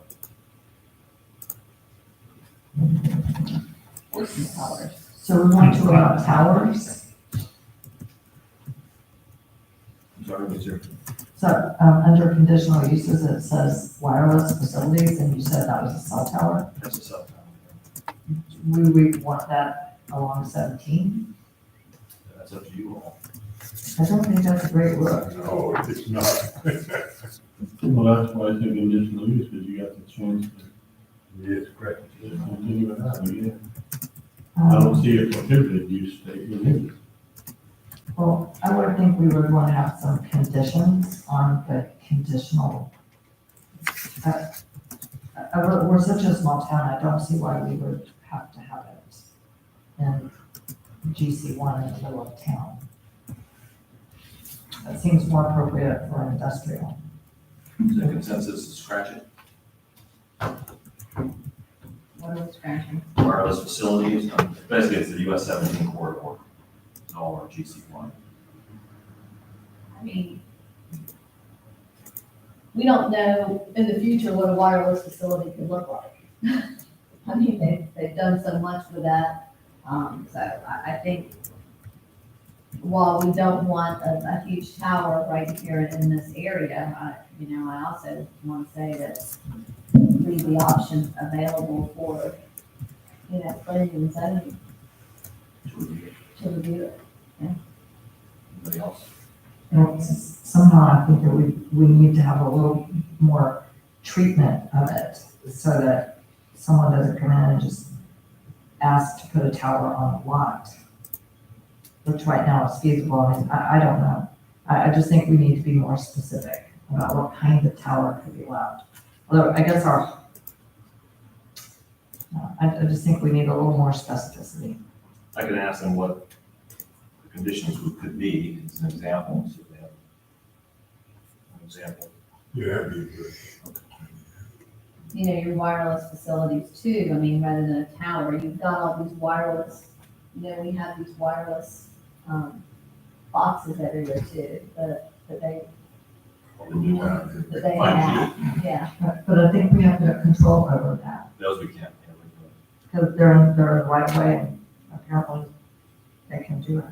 Right, the auto repair was, I have it as a question mark, because we currently have a lot of auto repair on 17. The question is, do you want more of it? Or to have it phase out slowly by having it not only in light industry? Is this GC one just, is it just down, it's Yes. 17 and just 17? Pretty much, yeah, it's just that, right now it's also central. Okay. In the future, it'll just be US 17. It's where all of our business, really the bulk of our business. East community and will west be. side of US 17, north and south. In light industry, we have 1 or 2 parcels is all we have in the city.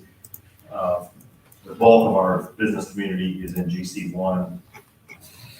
And it's also highway frontage typically. Mayor, can I comment? I don't see anything wrong with auto repair. We have it. People need it. I think that's where our appearance standards come in. Appearance standards, fencing, what shrubbery that we're going to require, all those kinds of things.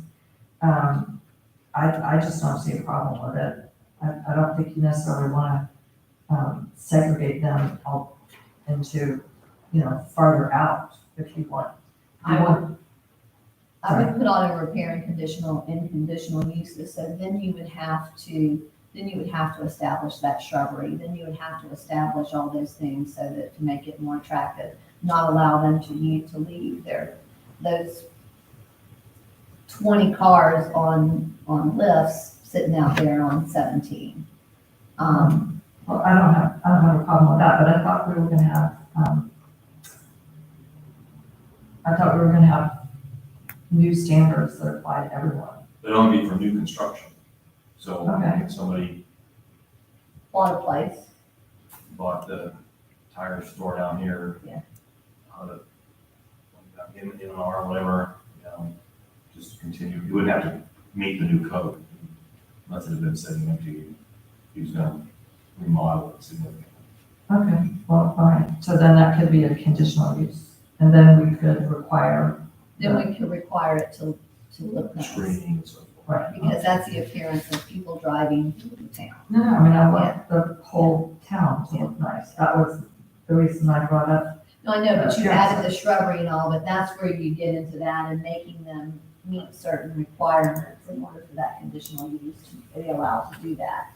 And also, all of these buildings along 17 back up to residential areas, so the shrubbery and the screening are important. That area there where, car lot. Backs up to my house. I had to look at that old building. Yeah, I mean, it's, and what goes on there too, so, yeah. Okay. Light industry is existing zoning. Did recommend some tweaks, permitted uses. The second one, advertising.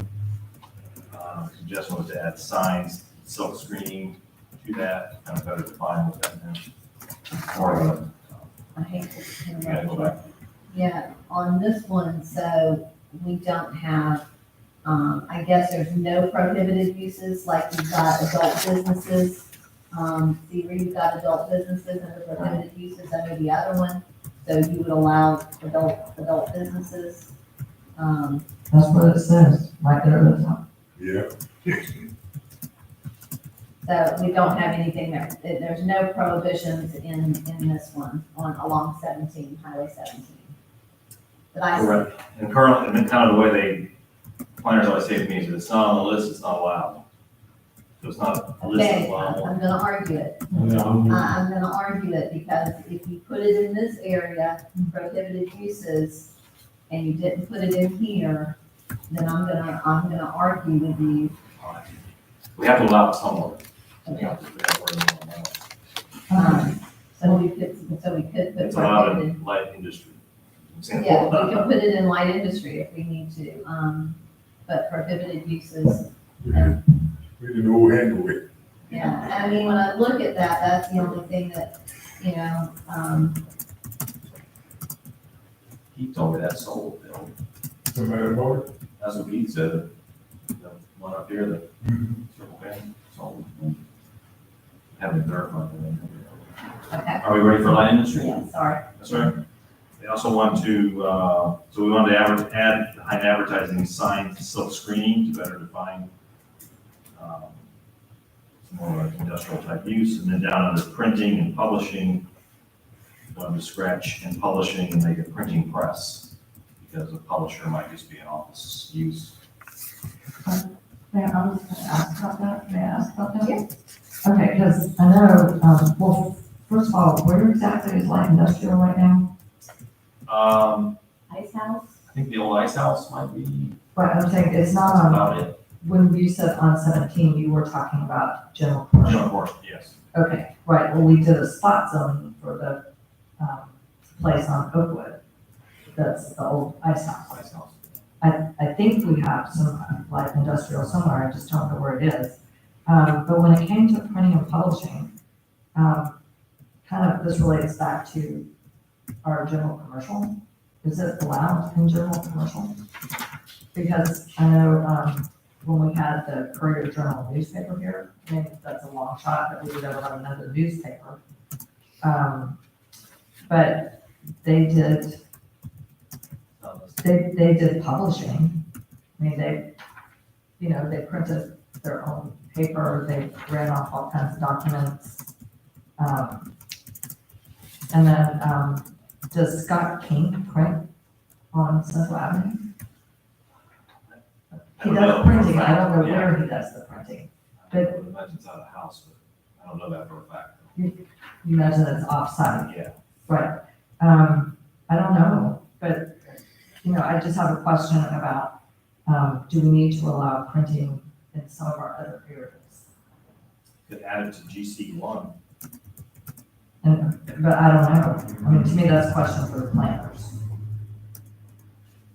And you have these look, you have the print, you have the print shops. I'm thinking of, Dave's Tops and Trim over in Palaca. He's more in an industrial area. He's more in a light industrial area. That's why they added signs and silkscreen to advertising, that kind of business. Okay. Using materials, cutting. But for example, do we have coffee shops anywhere? Like, like say, like Kinko's or, we have some businesses that try to open up. Maybe we even have some that try to, do photocopies and things like that. What would we call that, a copier business or office supply? And I don't know what you call those, but, they make copies and they do mailing and, whatever. I mean, Producers Hardware does mailing. What did we do, with the old Johnson deal on the corner where you print newspapers? On the corner, I think it got, whoever bought it, it's maybe work on it, change the appearance of it. where's that? On Central, right across from the building that we had Termax, right by the road, said building, Oh, on the corner, on the corner? All they've done is they painted it. outside of. Yeah. She put a real estate office in the corner. She's still active, she died. Oh. Shortly after. You mean the feed store that used to belong to the Cowards, didn't it? Yeah, I know the one that faces to the corner. yeah, but Mr. Johnson, he used to print newspaper in there too. Oh, I didn't know that. Yeah, yeah. Um, I think you had left when he was, I don't know whether you had, I'm not. it's hard to remember whether before or after, right? Right. I just know that was Mr. Coward's, like, garden feed store for a while, but anyway, so do we need a category for people who do, printing and copying and I'll that add, kind of stuff? Office supplies / copies. Yeah. That's right. Shipping, that's something else that, from the shipping standpoint, do we have that on there? Because typically when they do that, Like a UPS like, store. we got a UPS store, yeah, they do copies, they do shipping, so Yeah, I know, producers do. they do UPS, Producers, yeah. yeah. They do Now, UPS. south of town, not south of town, but in town. Right. They do something there too. She does FedEx, Did it? Yeah. she does FedEx down there. Now, what do you all think of that? Light industry conditional uses, it has automobile, truck, and boat repair facilities. We want to make that permitted in light industry because it's industry. That was my thought. So move that up. Yeah. Right, manufacturing, Yeah, it seems like it makes sense to have truck repair and those kinds of things. So outdoor storage, that would be where they store boats and RVs and, Yeah, and that that would type. require review. Okay, Look at the screening and okay. customer parking and all those kind of things. And if you think about more on this in the months to come, we still have months of review.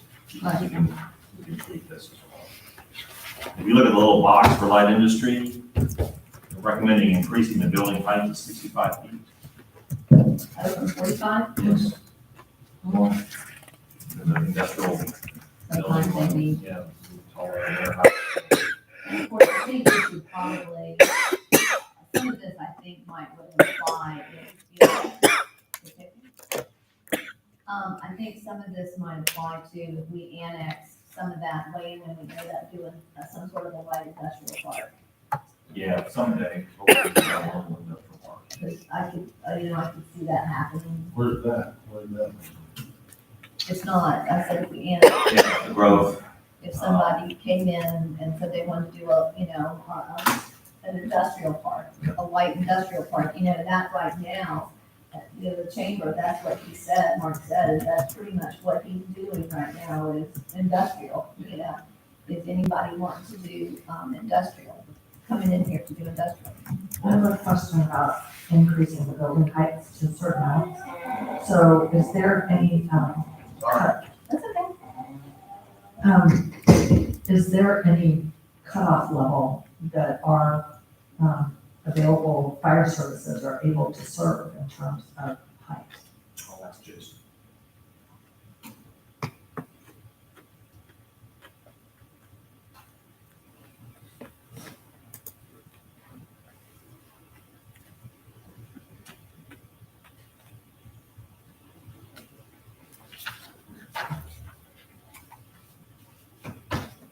Yeah, no, I think when I lived in Eustis, the maximum height was always whatever the fire truck ladder was. Well, I mean, We bought a new fire truck. Now the height went up. well, I'm just saying, right now, not even all of our hydrants, I mean, you have to be able to get the ladder and to get the water up there. Anything else on light industry? Next is agriculture, which is also existing use or zoning. You see, we allow, we have a question on horses is mentioned there. We don't allow farm animals in the city. We want to strike that. Well, I thought we allowed farm animals if there were certain setbacks. No, they're only allowed if nobody complains within 250 feet. 200. It's worded very strangely. It's 250 feet, is it 200 or 250 feet? 250 feet from adverse property. Yeah, It was against it. Well, I guess what I'm saying is, do. But that's in any zoning district, they're allowed, but as long as they can meet the setbacks.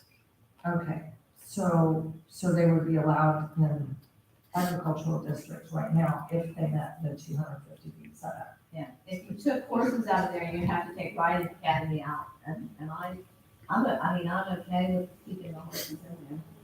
I don't know how they, There currently a horse place in no, but we're looking in the future. town. We'll see.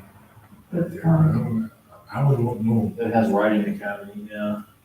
And I'm looking at, if we were to, Horses, expand and we had that all that It's allowed ag land now, down here, and in order to annex, you've gotta jump over an ag piece to get to a development. Okay, that's really kind of what we're talking about is to get to that development, if that developer wants us to annex them in, there might be an ag piece in between, and we have to jump over, we have to include that in. So, Horses in our current code includes horses. okay. Okay, I thought so, and pasture is kind of odd because it says agriculture not involving livestock and then pasture, but pasture by definition involves some kind of livestock. Could be horse pasture, Yeah. right? Not necessarily the hayfield, out here. You've got people just have an open pasture and they might grow something in the pasture, yes. Commissioner Burton would like to know, where is the AG district located? Right. So, but that's why we need the zoning map here. It's all in the north, west corner of the city. So out, Oh, she can hear that. Randolph Street, Lake Argenta, west side of Lake Argenta, on Cherry Street. That's the only place that exists, is that where the city kind of bulges out to the northwest. Most of that's agriculture. So it's on the northwest side, so it kind of transitions into the agriculture outside of the city. Yeah, off of Huntington Road. South side of Huntington, always, Lake Stella is agriculture right now. Right, those tree farms out there. Okay. Is that, She said as far as she can see, we have very little AG district. Correct. It's probably just gonna get less and less over the years. unless, of course, like I said, somebody does want to sell, and we have to annex across to people, that somebody farm on the other side of that, then we've got ag, possibly, you just never know. Mayor, I have a question about the next workshop. Is it at 4:00? It's immediately following. Okay, so it's not for a set time? No, ma'am. I think I put 4 o'clock, but she advertised immediatally following. Immediately We have the following. option Okay, because at some point I would like to take a break. Okay, I'll probably take one, maybe it's 4. Okay, well, Do you need one prior to that? yes. Okay, then I can recess, is everyone okay with me recessing for Yeah. 5 minutes? Having direction. Yeah, okay, I'm gonna recess. 5 minutes. Thank you.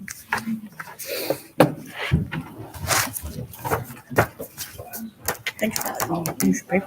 I'm not writing that. It doesn't matter.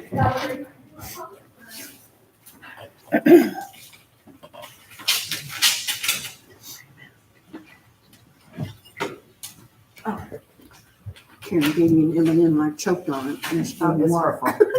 It's her fault. Did she have any more? 'Cause I'm hungry. No, I don't think so, I think we ate them all. Yeah, yellow man.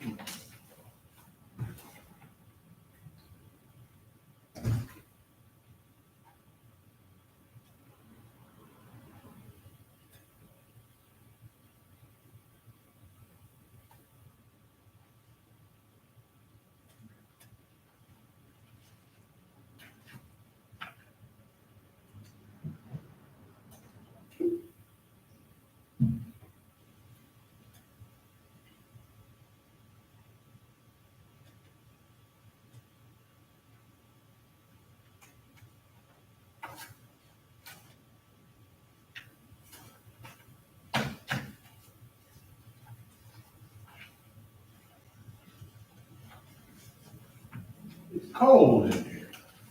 Yeah, she kind of cool with it.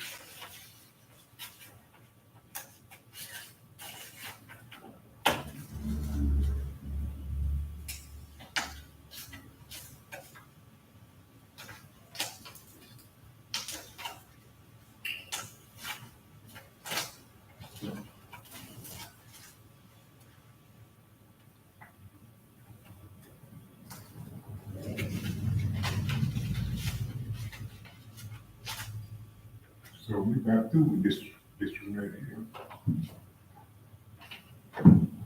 I can't figure out why anybody would want to annex and move it, the city pay city tax. With the- I can't even see anybody even think about it. Well, you know, when we, long time ago, we tried to go north. Fill up this place. Oh, I bet, Yeah. I bet. Yeah, I'll bet. 3 times in 1 week, we got a car. Oh, I like that. Let's go. So how's Bobby doing? No, it's good. I thought it was there at 4. Oh, so good. Sorry. Open ended backstops are scary. Oh, yeah. Oh, yeah. I hope they keep my car. I have to take my grandson No, they, to school for practice. there's no one after this. Oh, man. Yeah. Oh, yeah. My grandkid gonna be mad at me if I don't get it. That's so cute. I do the same It's thing. like football. So my, I do. like my clogs and my sandals or whatever, it's much more comfortable. I got one of them, my pockets are sharp, they're new. Hurt my feet once I put some socks on, especially standing on the concrete in the shop. Oh, you know, it's much more comfortable where socks, that extra bit of cushion really helps my knees. Yeah. It's amazing. And Karen, thank you for always providing water. You're welcome. Lately, I have Poor been Bobby. scarce of time to get my water and I prefer to bring my own, but it's nice to know that it's always here. I appreciate that.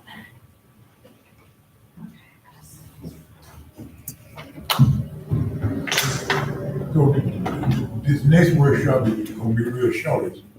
The CRA, Oh, no. As short as we make it for district.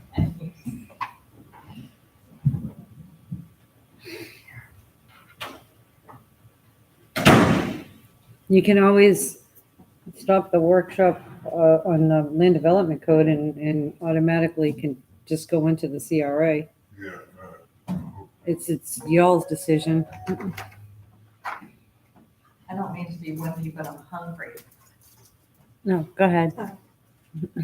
Pastor I Lynn? haven't eaten know if you breakfast, lunch. That's all she has. Oh, well, I didn't mean to steal y'all's food, but I'll tell her I'll pay her for it if We I. normally have food, but today it's. Today we don't. Well, let's put it this way, I'll either pay her for it or replace it. I have to go, what, do you know what flavor they are? I'm not sure. She just. Well, if I eat it, I'll figure it out. Okay. Thank you. And if I have to, I'll divide it up and share it with everybody. That, we don't matter what flavor. Right, well, no, I mean to replace it. I said, I know. if I open it up and eat it, then I know what flavor I have to buy her. Let's see, Pastor. Remember, they dropped us off for survival training, we put everything we could find in the legs of our flight suit, boots, candy bars for a week. It lasted about 2 days, yeah, you need it. and then it was bugs, snakes, and lizards for lunch. Lizard? Oh, yeah. You ate They're lizard? good, put them on a stick, put them on a fire. They crunch when you chew them.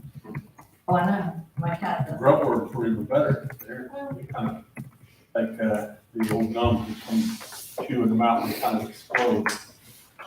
I'm no longer hungry. There you go. They're all protein, So, well, they're saying to keep you alive. solve the world food problems, they're suggesting that we all need to be eating, bugs.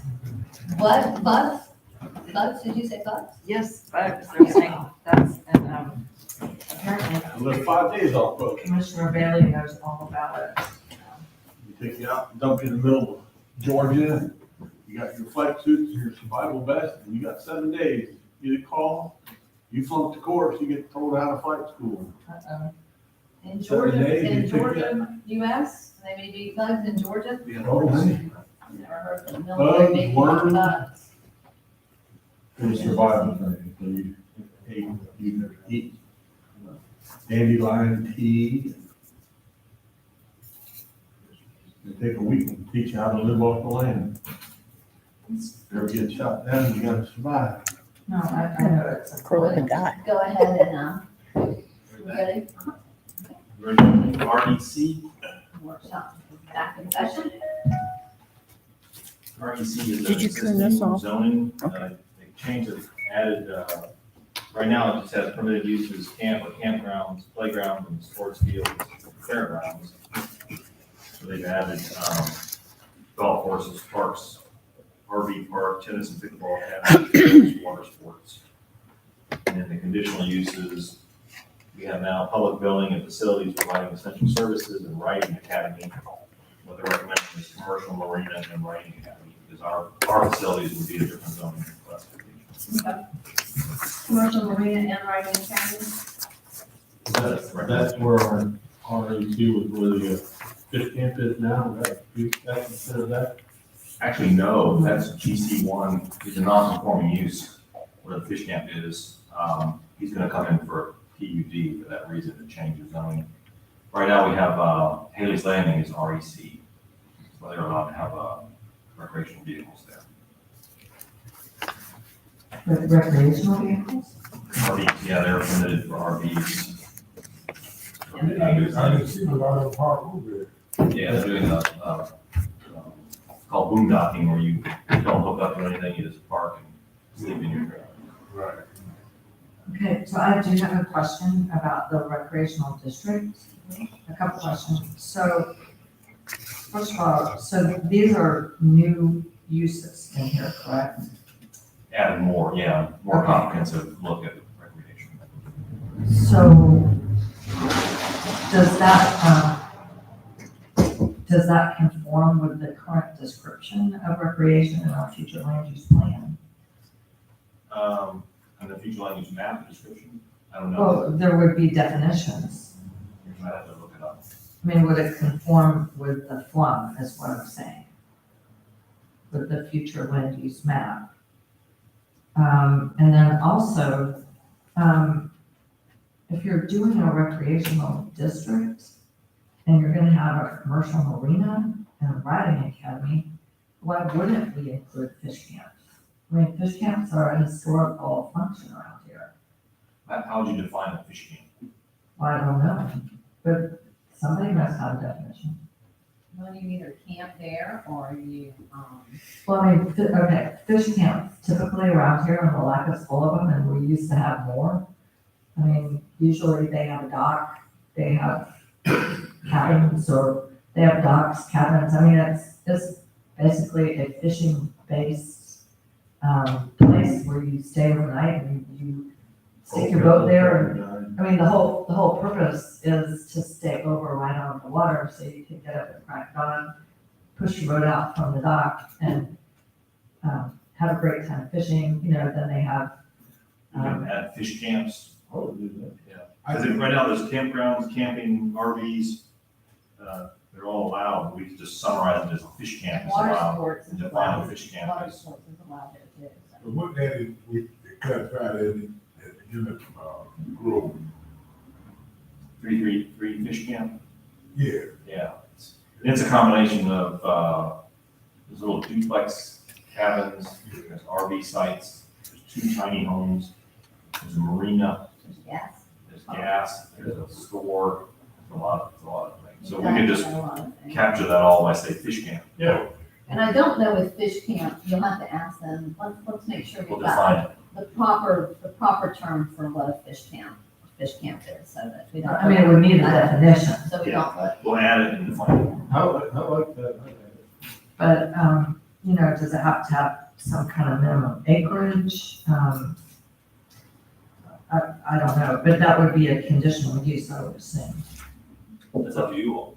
You want it allowed by right or conditional? Well, to me, because there's so many elements to it, and recreational areas are dotted around town, so to me, I would prefer that they be conditional, just so you can make sure that they're compatible. So my last question is, what is added that we didn't have before to recreational district? Well, before all, it said permitted uses was camp or campgrounds, playgrounds and sports playfields, fairgrounds.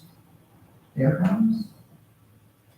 So we've added, golf courses, parks, RV park, tennis and pickleball academy, trails and water sports. Okay, and then the word parks, parks can be anything. There's no definition here of what a park is. I don't find that, that helpful. We'll have definition, parks. You know, Yeah. we gotta be listening and start thinking about these different things, so light industrial, and also, I guess we put in here gyms, we put gyms in GYM. here, GYM, we don't have in our GC1, we don't have, Right, Fitness center. fitness centers. Yeah. right, yeah, Mayor, you're absolutely right, because this recreational district excludes indoor recreation uses, and people are asking for that. So we have athletic clubs and health studios, I guess that would, you could consider that to be a fitness center, but, I'll and put that's in GC1. fitness center / gym. We'll add that just to be. We might want to put down here, in our center district, I didn't think about that, because the curve used to be there, that under conditional use, possibly. Does it have one, what does it have in there, like, do they do, Boutique fitness. boutique fitness, yeah, you could put that, boutique fitness. What about a community center? You know, if we have a community center, a lot of those places like Boys and Girls Club, they can have a gym on the inside, they can have a place where they can do weddings, they can have just a, community center where you can have everything. It's kind of a building that catches all the needs, weddings, You mean privately owned no, or government either. If the city owned it, that'd be all right, if someone bought it, did a Boys and Girls Club or just a community building when they started, basketball leagues for men or something, I remember when I was growing up, we had a community center and the whole thing, that's where all kids went to, and they had organized baseball, they had organized basketball, they did indoor stuff, and when somebody got married, they wanted to do it, or someone had a funeral, and they had the middle of the building where everybody could come together, community center. We can put, we haven't got there yet, but public facilities district mentions government building, just generically. If you want to add a specific, community center, Kind of more of a municipal center type. well, let's say we got another YMCA, just as Yeah. an example over here. Where would we allow the YMCA? Mayor, if I could, I think recreation 3.13 is for outdoor, and then public facilities district 3.14, and I had some questions about this. That really is for anything that serves the public, whether the public owns it or not. So, because, Put it there. So Charles is right, that's probably where we want it. right, I think that's where a community type center would go, because, hospitals can be public or private, schools can be public or private. Back to recreational too, though, again, we don't have prohibited, we have anything that we need to prohibit there. In our ag also, we don't have prohibited use. Anything that we want to prohibit.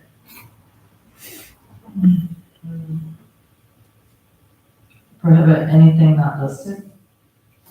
That's generally the rule. Say Can't think of So anything. I would still put it on there. Motocross track or something like that. Oh, yes, prohibited uses. I would say anything not listed, but particularly since we're talking about in the city limits, it doesn't list it. Off-road, it would, Yeah. that would be considered, prohibited, What- off-road. What is that place that's out in the west part of the county where they have the mud buggy? Hot water. Right, but that's very loud. You don't want a hot water? No. North side of Lake South. No. It's a busy party. What's the definition of a hog lot? But the people who live adjacent there are You've never heard of feel that? that diminish their Look it up. property values and quality of life. I think Acreage of property, I mean, Never been a hog wallet before. So, all right. How do you spell it? B-A-L-L-E-R? So Hog say wallet. something happens, in the H-O-G. future, how big is Hog Waller? Do you know, Barney? How big is that area? It's big. Yeah. Oh, we could put it- It's like 15 acres. Is it 15 to It's 20 15 acres. I know it's 15 to big, 20 but is huge. I don't know how big, okay. So it's not, 15 acres is not that big. No, the hayfield's like 60 acres. So, I mean, when you look at that whole area over there, 38, I think it's 38 acres. Then. So when you look at that, you've got a lot of outlying land that you're on, I guess. He's looking it up. Okay. can't do any better without the county. 1,100. How much? 1,100. Okay. Yes. Okay, it's huge. Well, It's And no huge. bigger than 15, I was thinking that's, yeah. my thought about this is, although we're trying to plan for the future, we do have the We don't ability have to any amend hillbillies, this. we don't have any hills. We have flatlanders. You have some conditional uses there also under public facilities district on top of the next one. Equipment storage and repair yards, fuel storage depot, prison, sanitary sewer treatment plant, water treatment plant. Why would we want a prison? Never know. Money. It's one of the biggest If one wanted to come here, employers of, where would you want to put it? Where would you want to allow it? That's the question. I don't, It'd be conditional, so you would be a review process. but I think there's, Silly mind. I think we got enough prisons in the area. well, I don't think we need a prison, but that was one of the big things when I grew up, they put it in the next town, it became the largest employer revenue generation of the county. I know, but I don't think that would help us. No, I don't think so either. So, You ask why would somebody do it, and they're telling you, hey, why does anybody do it? no, I'm Money. just saying, why would we do it? I think our source of revenue lies elsewhere. But anyway, I don't see the need to have a prison for a conditional use. Anybody else want to scratch it? Then you would have to put it, then you'd want to put it, I think, in a prohibited use. You want to prohibit it. I think we need to do conditional, we don't be able to take the case like this. Prevent something, do it, you close all the doors. Good. I mean, I just, places with prisons are not considered as, they put them in the least desirable places, and I don't think we need that kind of a reputation. I think we're trying to go in a different direction. Typically though, I mean, if you look at Benel, when you drive into Benel, you don't realize there's a prison there.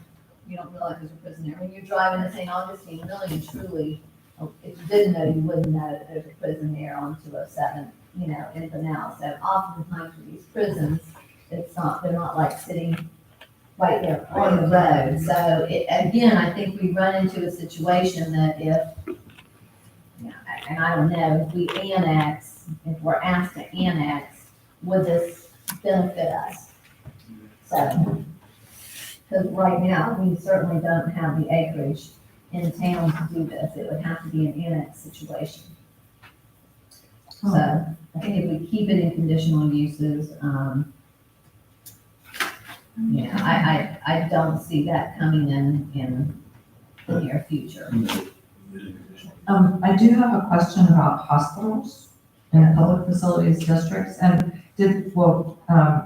so hospitals, that would be public or private. What is St. John's Recovery? Well, they're a planned unit development, right? Yes, they are.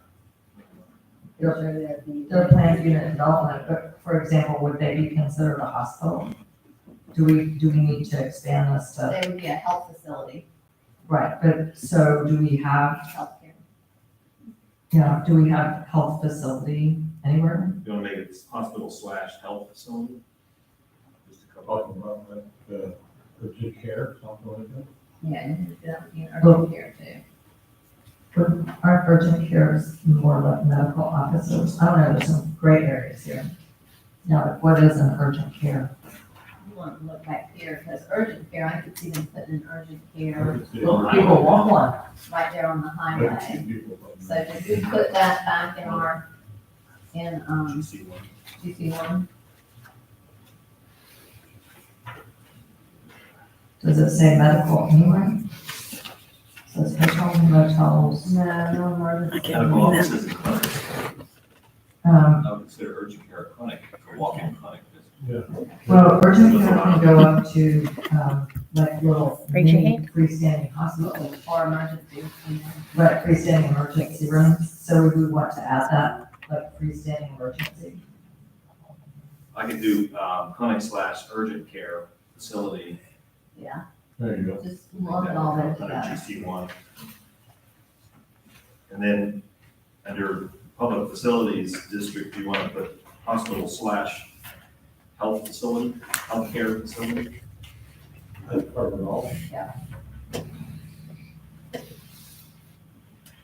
Because I'm assuming hospitals means a place where people stay overnight, that kind of healthcare facility. We've got assisted living facility.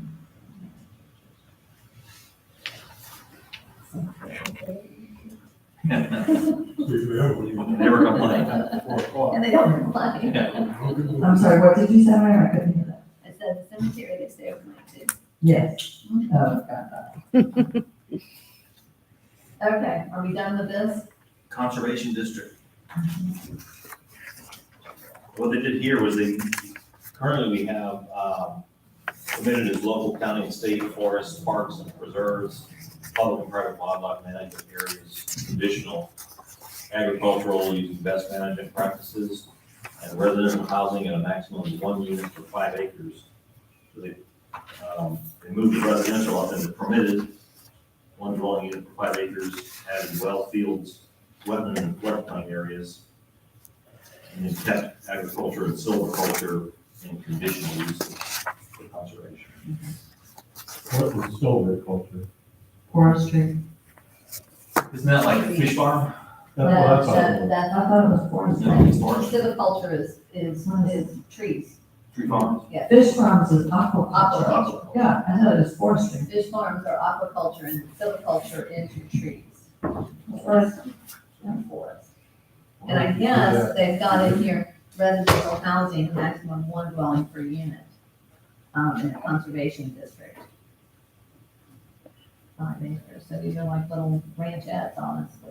Well, I think it would also allow for ranger state.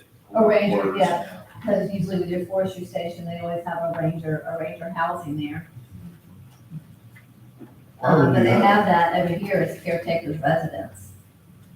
Why would you have agriculture and the forest part? Because That's management practice and conditional, I mean, and that's just standard. Would you have to have a condition to have your trees just grow? Or management or a tree farm? well, you have to use it in agriculture, and what I think they're asking here, because you're in a conservation district, that you've got to use your best management practices. And so with that, they have established best management practices when you're growing, for environmental purposes. A lot of it's for environmental purposes. That's kind of a standard, that's usually very standard anymore that you have. That's what I'm saying, it's standard enough to being permitted instead of conditional. No, No, because you're in a conservation district. Yeah, they clear cut when they harvest. Yeah, they clear cut, they do, they do. I think I would keep it in conditional uses because you've got agriculture option over in ag lands. In the ag zoning, this is in your conservation district. Right, Mayor, if I could follow up on what you said, the whole purpose of the conservation district is to support natural resources like wetlands, floodplains, and groundwater recharge areas. So you would not want any activities that would not be consistent with supporting your wetlands, floodplains, and groundwater recharge areas. To depend on any of that. Right, so you wouldn't want runoff or, like you said, clear cutting or or use of a lot of chemicals, because you're talking about floodplains, wetlands, and groundwater recharge. So, which is where we get water. And often, and with your state forest, and your preserves, your state forests especially, you're not necessarily, there's not gonna be the clear cutting out there. They're protecting and preserving those trees, and they use BMPs for those, so.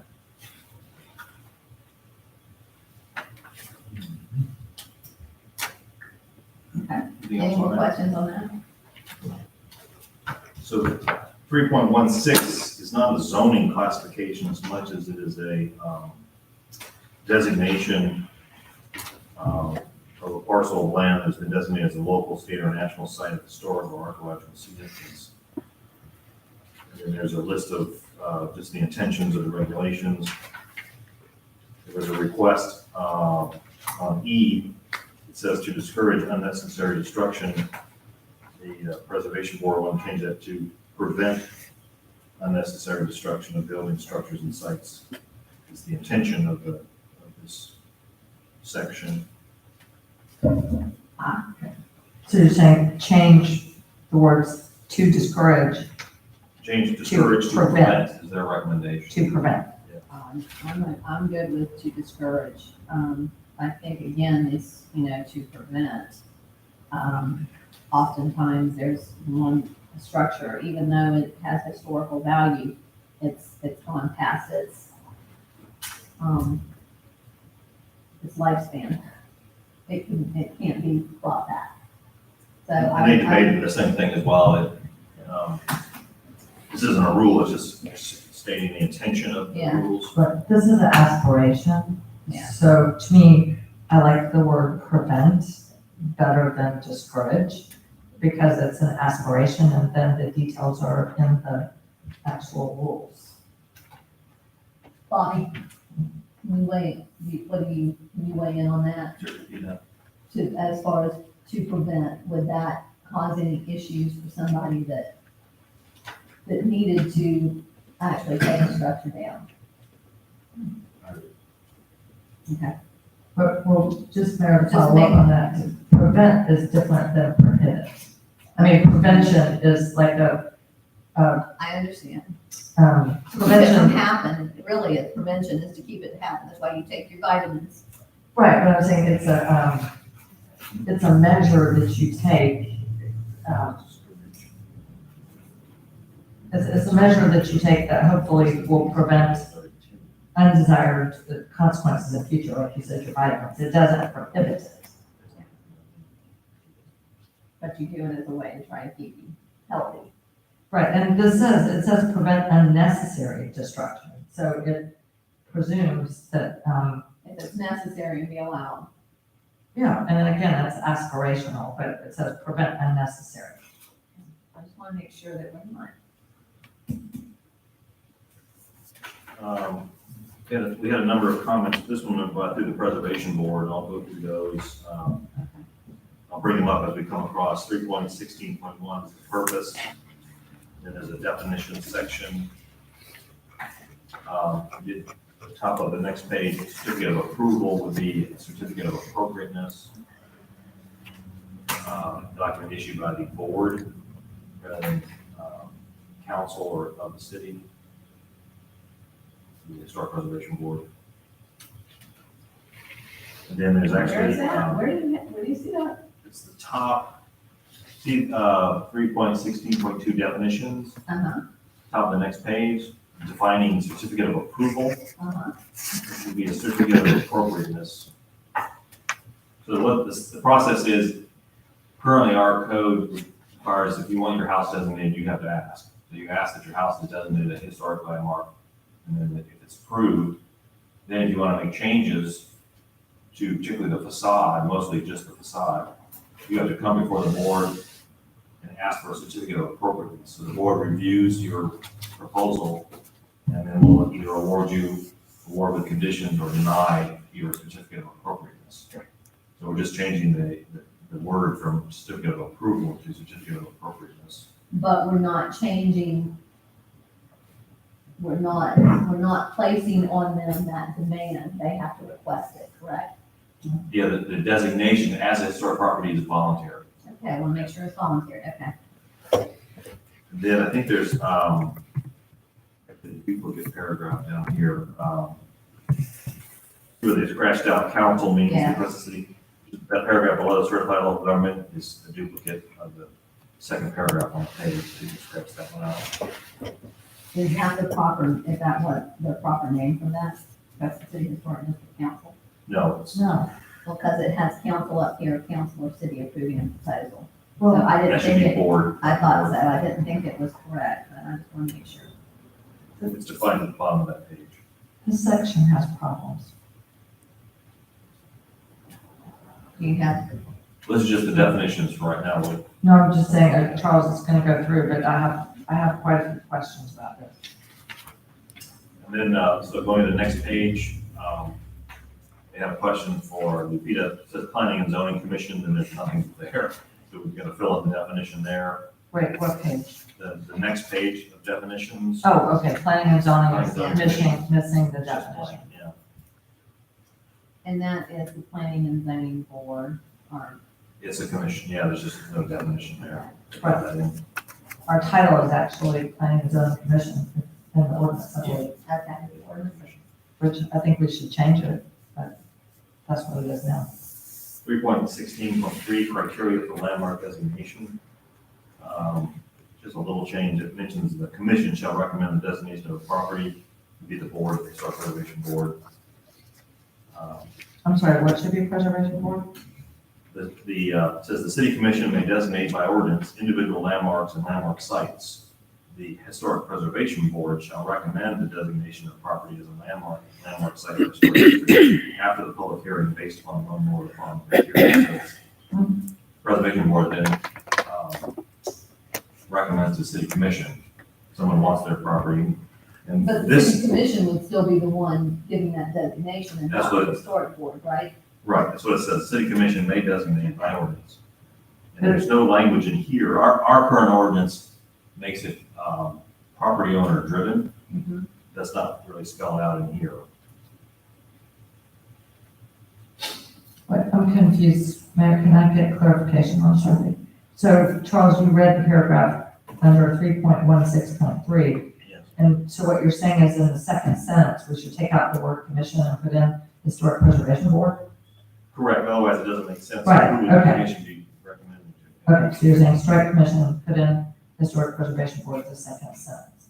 Okay, So they'll make the recommendation, the preservation board will recommend to the commission, this resident wants their house as a landmark, and we feel it meets this criteria, which are listed there.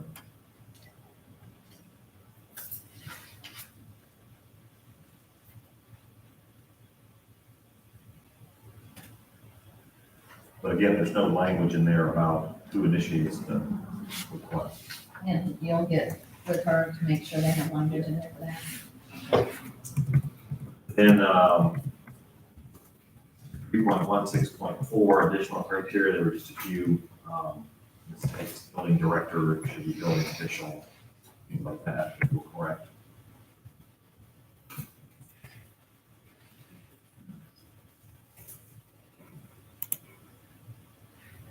If you look down at 3.16.6, elements of compatibility for a local register of historic places. Local register of historic places is hereby created as a means of identifying and designating sites, buildings, and objects within the city as historically or architecturally significant. And through such identification, types of sites, buildings, or objects from harm or destruction. Structures may be nominated to the local register by filing an application to the city of historic resource district designation. That should be, may be nominated by the property owner I was gonna say, yeah, you need to put my property in. to the local register by filing an application. Okay.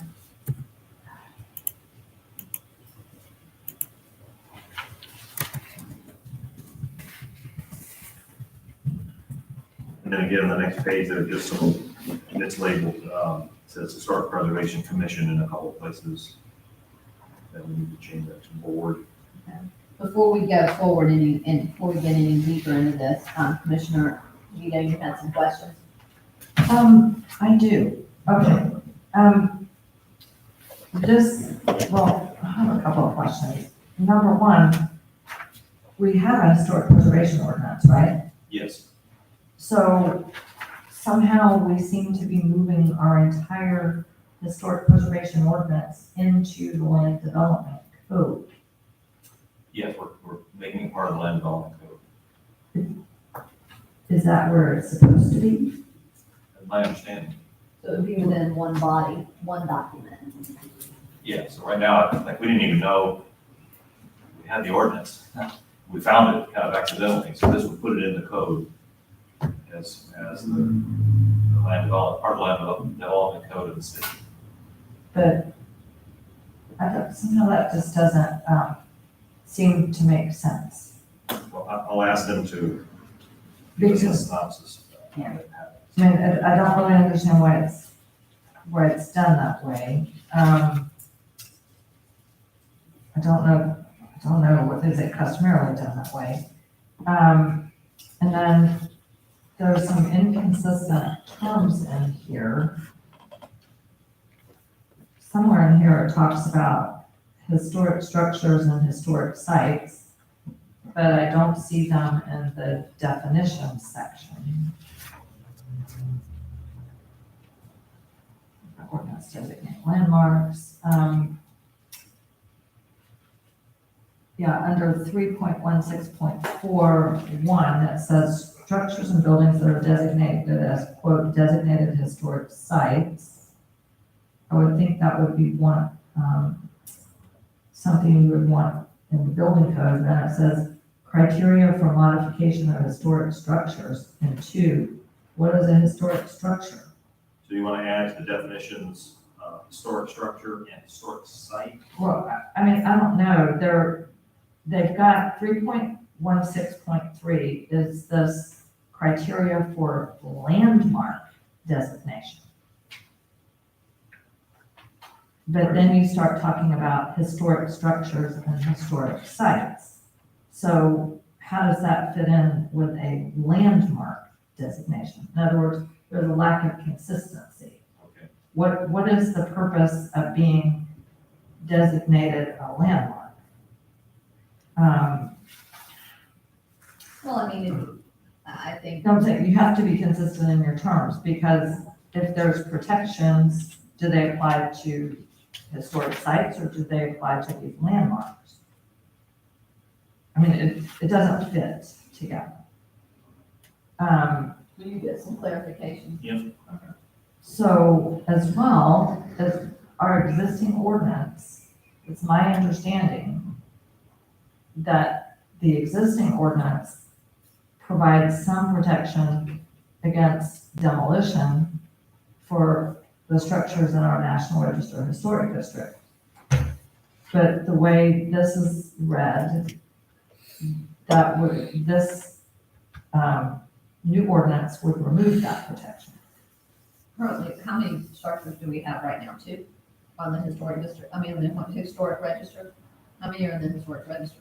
No, I'm talking about our National Register Historic You're District. talking about the contributing structures. Okay, Yes. Okay. Right. So there's no section of demolition, is that what you're saying?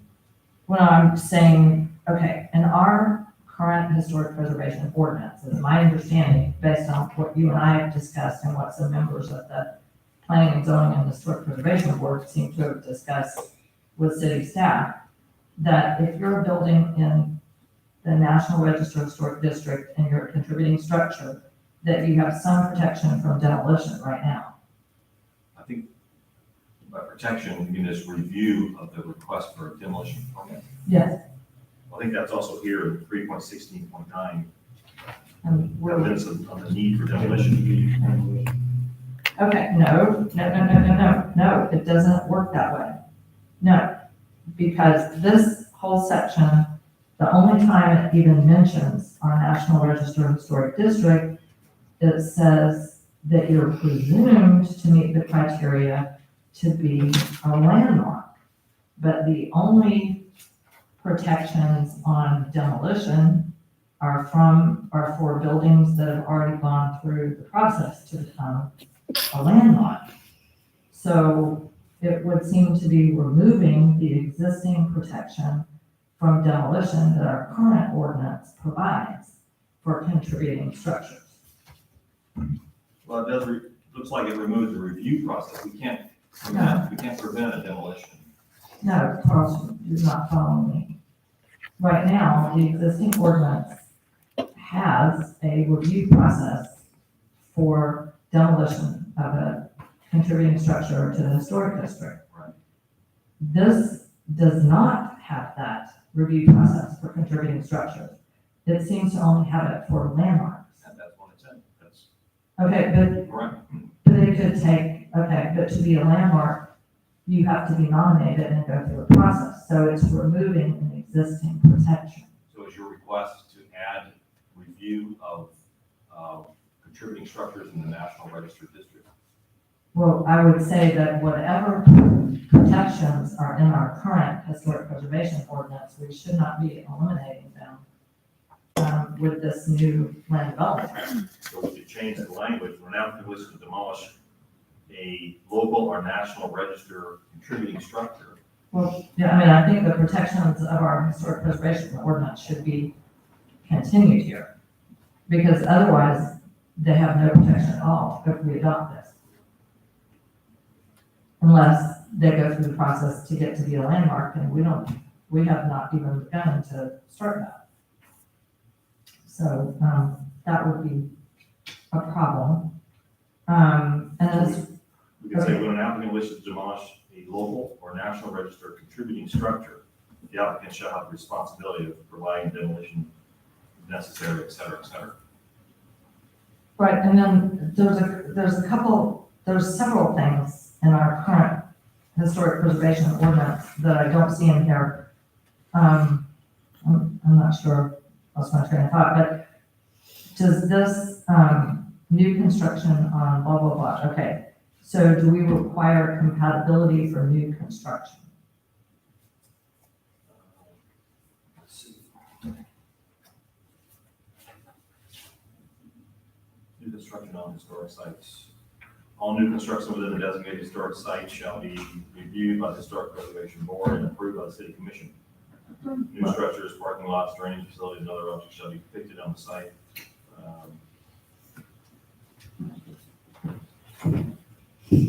Looks like it. But it doesn't say anything about compatibility requirements. In approving new structures or facilities on a historic site.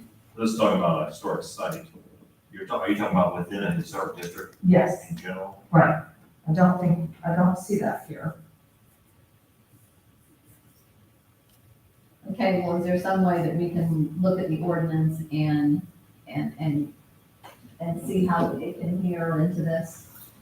I think that whatever it is that has been done in this new section, it's leaving out some elements in our existing historic preservation ordinance that are needed. Well, we need to point those out and to consultants, so that's. And as well, there's some strange, there's still some terminology inconsistencies.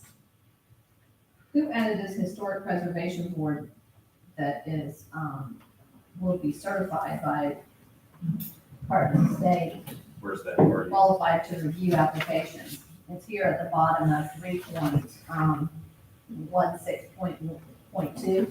It's underlined at the very bottom of them. And are they actually, I mean, do they have? That means you literally have to be a certified local government to designate local sites and districts. So that's just statute. Okay. Or they can't do it until we get CLG status. Like, where is that? The Bottom very of bottom. the definitions page. The 3.16.2, second page. It's all underlined. But this would be up to them, and none of this would come, none of what this would, wouldn't this come back to the committee for final approval? It looks like historic designations would, but not certificates of appropriateness. Unless you want to, but it just adds another layer. I don't know, I think this whole section needs another review to make sure that it's not altering our existing historic preservation ordinance. And then there seems to be some, and I can send it to you later, there's some inconsistent terminology. Yeah, he'll send it to me. There's a lot of wrong terms and stuff through this whole thing. So. Right, Okay, so let's just move on to additional criteria, 3.16.4.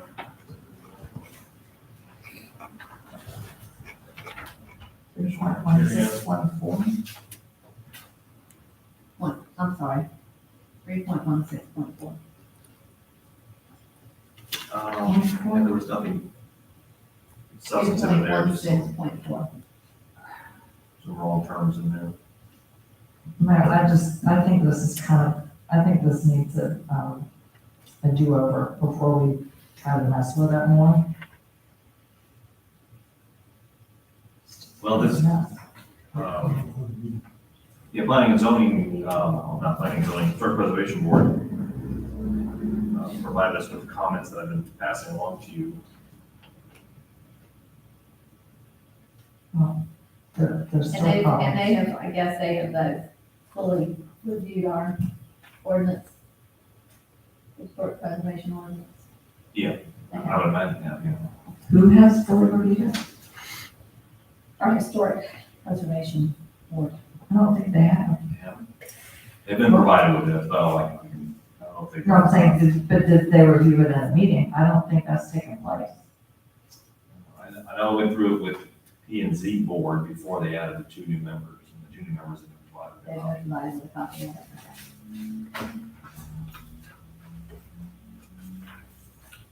it. Is there any- Well, we're pretty much right there at to get on to 3 mixed residential mobile home. This is the zoning classification that allows for mobile homes, manufactured homes, modular homes, RV parks, campgrounds, and single family and duplex residences. This is a new classification.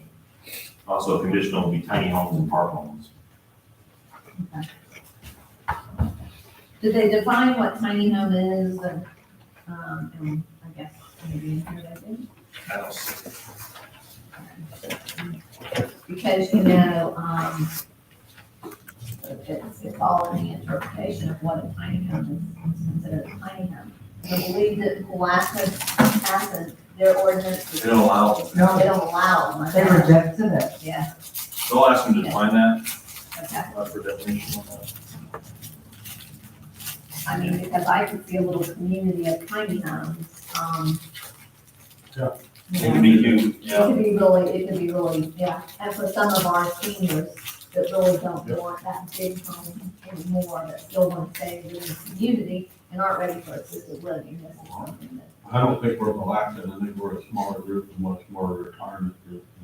I don't know what their objection is, where I didn't follow it. Yeah. They're worried about substandard or becoming blighted. I don't know what the objection was. Oh, no, they've got some really cute little, they've done some really neat things with those tiny home I agree. communities. Have any more questions on this one? This is, of course, this area is down, Crescent Lake, one of the states where. Yeah. Yeah, they'd be left alone there as is. There as is. Yeah. but that's an example of what we would be talking about. Yeah. Okay, so actually I do have a question about this. It's a new zoning, but we don't have a place for it. Which one? The mixed residential mobile home. Yeah, that would be, my feeling would be if somebody came in and said, hey, I want to build a mobile home park, we could say, well, we have the zoning that allows for that and provides for, has all the requirements you need to meet. If you look at it, there's lot widths and so forth. I think the purpose of it is to not end up with, kind of a negative view of a mobile home park you might Right. have.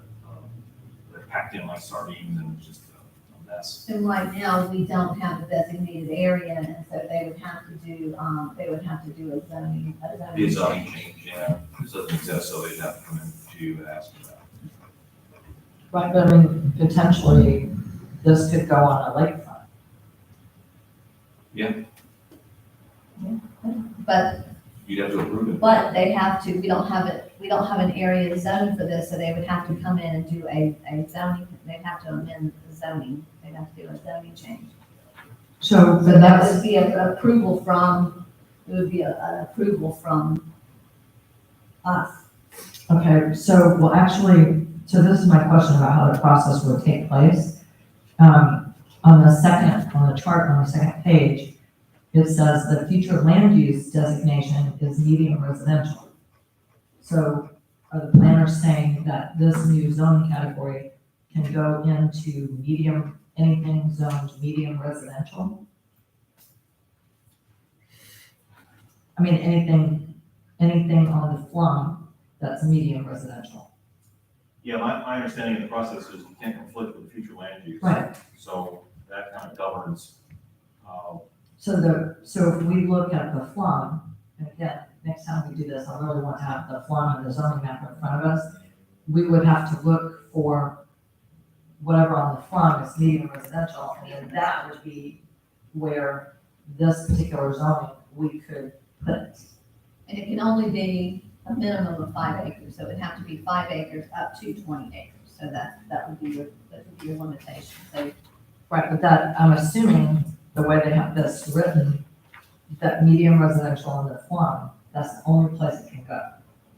Am I right about that? I don't know, because you can update, when we amend the zoning map, we amend the future land use map as well, so.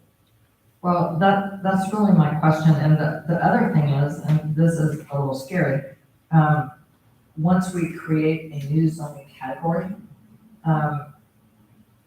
is it optional to us to grant it for a particular area, or once we create it, is somebody automatically entitled to it? are we bound to it?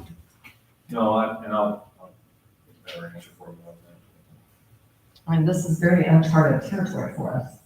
And I'm not sure on this one, this MHMR, it says minimum lot size 10,000 square feet. I think that'd be for the park, minimum park size. So that may be what they might want to change is minimum part size and not lot size, because when you're dealing with those are all done by lots. And they're not 10,000 square They're feet. not 10,000 square feet. Good catch. No, matter of fact, they need to be smaller than that, if you're looking at tiny homes and stuff like that, 10,000 square feet. Yeah, I think that, Put 10 of them in there. I think their intent was, it was for the entire park that it had to be, but, but, again, too, minimum site area is 5 acres, minimum lot size is 10,000 square feet. That's what, a quarter of an acre? And so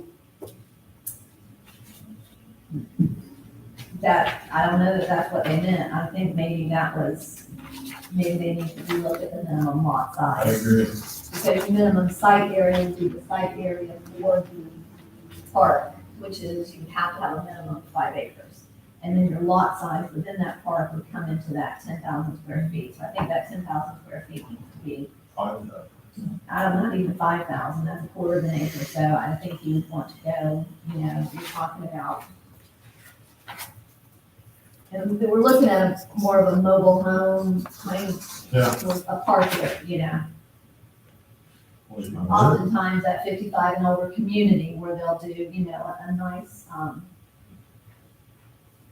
Floor and room on the side of it, Yeah. that thing. with- Well, that's 75 foot lot width, yeah, so those are too big. Yeah, it's smaller. I think they need to, I think there was just, that might have just been there. So I would just have them look at that. Okay.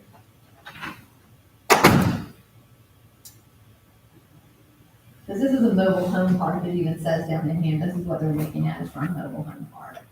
So a mobile home, lot size in there can't be a minimum of 10,000 square feet.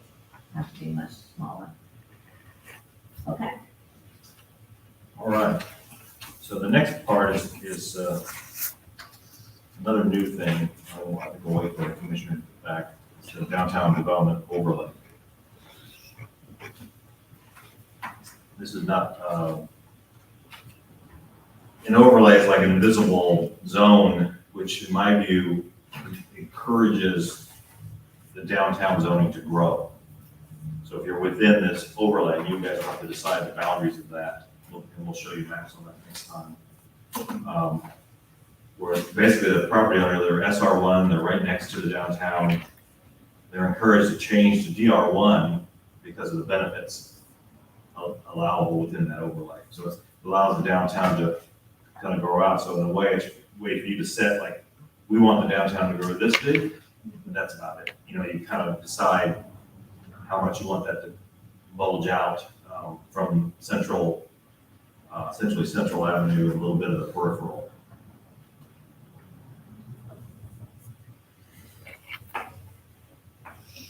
I can show, I can pass this map down. What would you, they were supposed to bring me revised maps. Charles, they Anything have is- the maps in there. We have maps. This is the, they didn't, she didn't send us the Oh. revised map. Okay, I'm So sorry. anything in the green hash and my hash marks and what we're considering, take a look at that. You That's think- long for the overlay. So where we would encourage a house to convert into a shop or a restaurant, or where they wouldn't have to tear down the house and build a commercial building, they could reuse it, or keep it as a house and just live there. Well, like we've got the duplexes down here on Lake Stella that are vacant right now. She could take those and turn that into a neat little cafe right there across on the water. Yeah, if they're in the, in fact, it encourages people to convert Convert, to DR1. okay. Because there's less parking requirements than GC1, for instance. What duplexes are like still?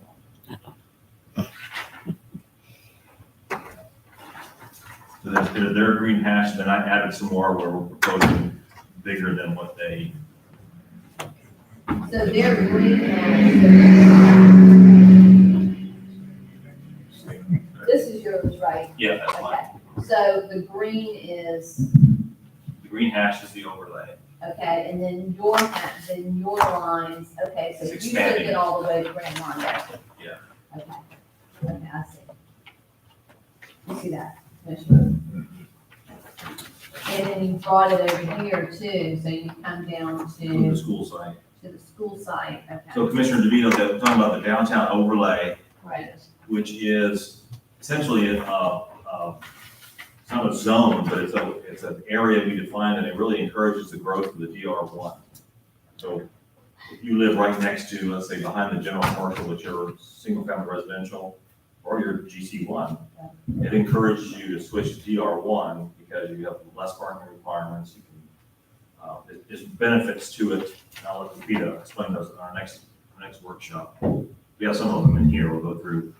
Okay, but I have one basic question about that. Okay, wait, so is this a different map? The one I'm passing around shows the green hash is the overlay, and then we added to it at planning and zoning my hand-drawn hash marks.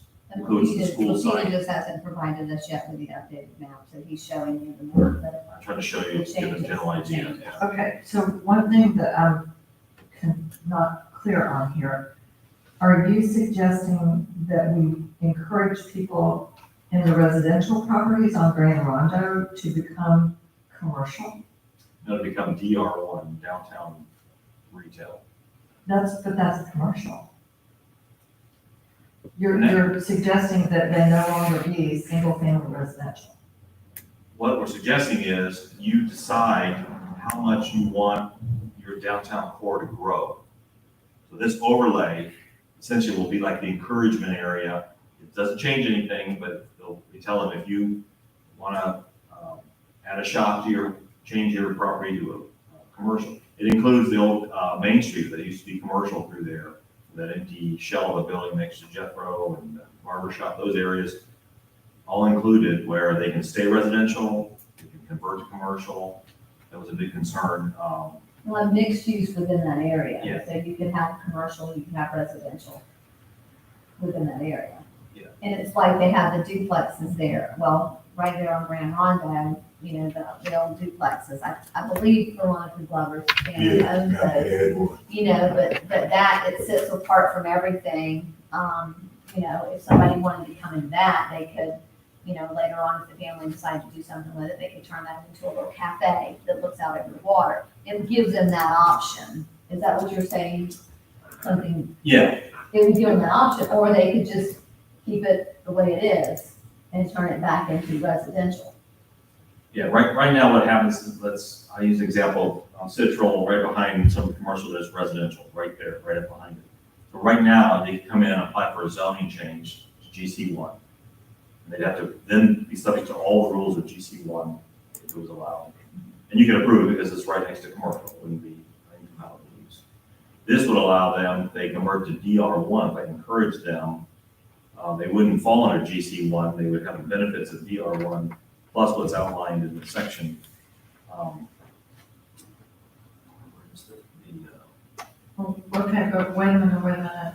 So if you want these people on Grand Rondo, which right now is always been a very scenic area. So you're saying that in DR1, you want the buildings to be, all you have to do is press the dense and right together and not to go up. Well, first of all, you would have to Go over build, here and you press build straight. one, you have the ability.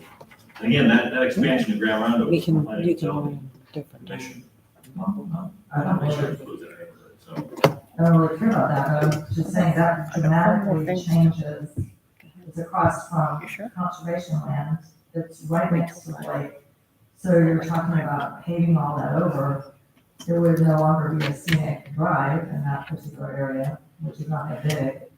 And then potentially it would develop into a completely paved area, which gives you stormwater runoff issues. That area just runs right down to the lake. We already have those runoff problems that Mr. Harris was talking about. I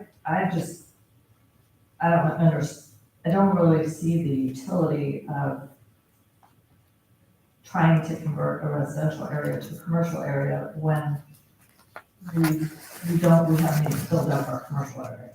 But one way I like to look at it Concentrate on is, so let's say 10 years from now, we are bursting at the seams.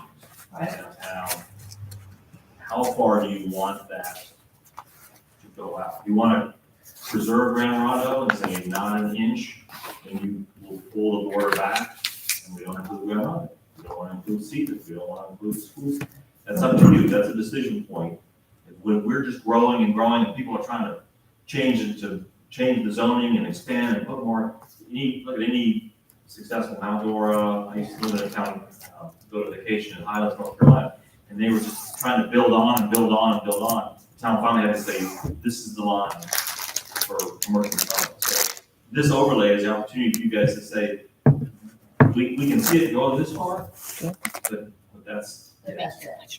And I think too, as people will find that more and more people want more of a. There'll be a break between the two sessions. So this allows them to have residential and shop within residential, if that's what they, Yeah. if they want. Yeah, mixed use. You know, and I know in Punta Gorda, you have, in there, that one area, that downtown area, it's got little houses that they converted, and there's somebody living right next to it, you know. It's the way they've done it, they've done it really nice.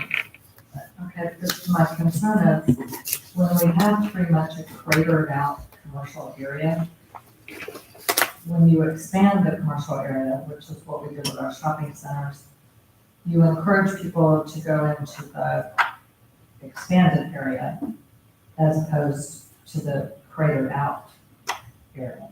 So I don't really understand why it has to expand so far. We can always expand it later if there's a demand for it, but right now, our main problem seems to be the inflow.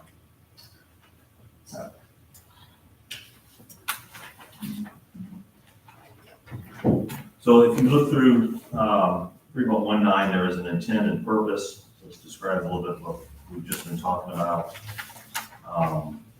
And the applicability, it's for all new construction, additions to existing structures or additional structures, or relevant improvements to the overlay. So it wouldn't apply retroactively. There's a map in here, which was an early version, the red border. And you can see what we did, the map I passed around, we kind of expanded back around Park and Lake and Prospect to this map, and then added the school property. But again, that border is a decision point for you all.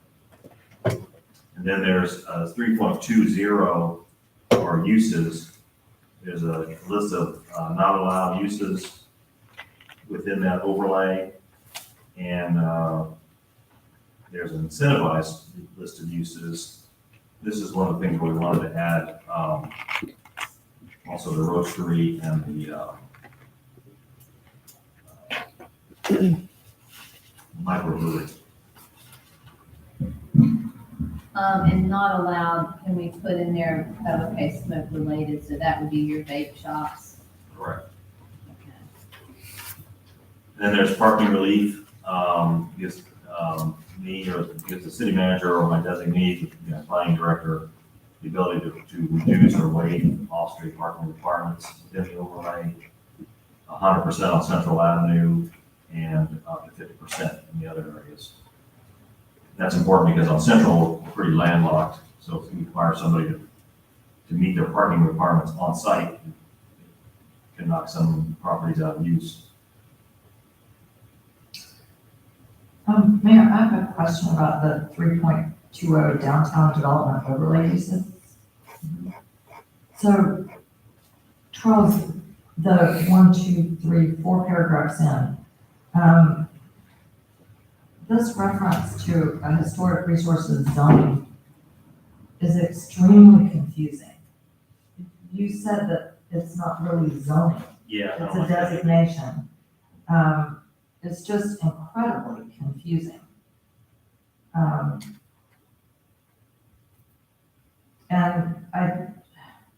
what I don't see any mention of here is supposedly in our historic preservation ordinance, and this is what Main Street's supposed to be about, because I understand it. This doesn't say anything about compatibility with the historic structures in the downtown. That's confusing also. For new construction? Yes. I mean, because don't we currently have design standards? You found an ordinance, right? And We do. right, so somehow I don't see any mention of that here. It talks about exterior treatments that create visual interest, but I don't know that it, oh, I know, up above, actually the very top paragraph of the page about the design of new buildings, number 3, architectural enhancements and amenities such as porches, canopies, awnings, arcades, or other similar elements. Wouldn't we want to include the historic overhangs? Verandas or where are you? Okay, I'm right above 3.20 downtown development, paragraph above that where it talks about the design of new buildings. Oh, okay. Great. It doesn't really mention compatibility with the historic structures. I mean, that is the historic district, this is the center of it. But I'm saying in number 3, it talks about porches, canopies, awnings, blah, blah, blah. An element of the historic district commercial buildings are the overhangs. Shouldn't we mention those? You mean over the sidewalk, Yes. the veranda? We could, other similar elements, we could add verandas. Well, I think it's specifically an overhang. I think that's kind of a historic architectural term. Overhang. Okay. Because there's 2 left, and you pointed out there used to be one in front of the old dry cleaning building, the Thomas's dry cleaners, Commissioner Banks, knows which one that was. Oh, and then it doesn't mention, also on that page, overlay incentives or whatever, I think it doesn't mention the second floor residences, which shouldn't we be encouraging those? Incentivized uses, you mean? I would think. I mean, don't we want to get residential back into downtown? we could add,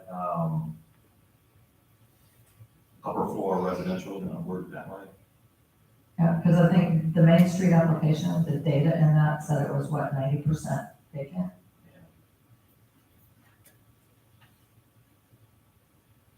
And I do have a concern about parking. I mean, now that we're vacant, we have plenty of parking. If we fill in, it will be a problem. The planning and zoning board did recommend, the 3.22 colors, striking garish colors are strictly prohibited. But then we get into what's a garish color. That was the reason, I think, they couldn't define garish. So we need to, yeah, garish is to one person. I mean, my house could be considered garish to one person and pretty to That another. wasn't his name. I know you are. Okay, So, you know, but so I think that garish, that needs to be, Everybody's thinking about the, what they weren't saying was the phone building, yeah. but some people actually liked it. well, Mayor, I have a question about this. Part of it relates back to those architectural standards. I think most historic districts have some professional standards for both for the historic buildings and for compatibility. It just seems like, I mean, this is fine. I'm glad that there's a limitation on black and fluorescent and whatnot. But it just seems like there's a better standard out there for colors in a historic district. I think so too. I think we need to look into that because, and of course, I'm one that I want vibrancy. I don't want it to be neon. I don't want it to be fluorescent, but I want it to be bright and, you know, and inviting. Beige is not my, you know, that to me as a building is not inviting to me, but to others it might be. But when you look at some of these new areas that they're redeveloping in these downtown, they're adding some colors to those buildings. Either they're adding the colors or they're adding the big murals on the side of the buildings. Something that adds some vibrancy to it. You know, because if we just do nothing but earth tone colors, beiges, and, you know, down Central, I mean, I think right now down Central, it's appealing because there's different colors. You've got, you know, you have a variation down there. That's just my personal preference, but. But I'm saying, I think the language here is just missing something. Yeah, we need to look at possibly what other communities similar to ours, how they handle that with colors. Yeah, I was gonna say some, but I've worked in refused to touch it, aesthetics. Others, have a palette they provide. And you gotta decide on palette. Yeah. So it's a challenge. Oh, boy, that'd be fun. Yeah, I can't. I won't get involved in that today. Well, but it's helpful because I mean, there's been a variety of criticisms and, I mean, I know, for example, Tampa, Florida has very definite architectural standards that must include colors. St. Pete probably does. Mhm. And, you know, it's meant for compatibility. So I'm sure. And there's a whole palette of historic colors that, you know, that you could pull from that you would not limit. You've got your greens, your blues, your beiges, you know, you've got your yellows, you've got all those colors where they're not, you know, fluorescent, and they're more that historical. But I'm saying there must be delineated somewhere so that we don't just have to say something like garish. You know, Yeah, there's a so professional we standard, I think. Let's look at that. Okay, facades.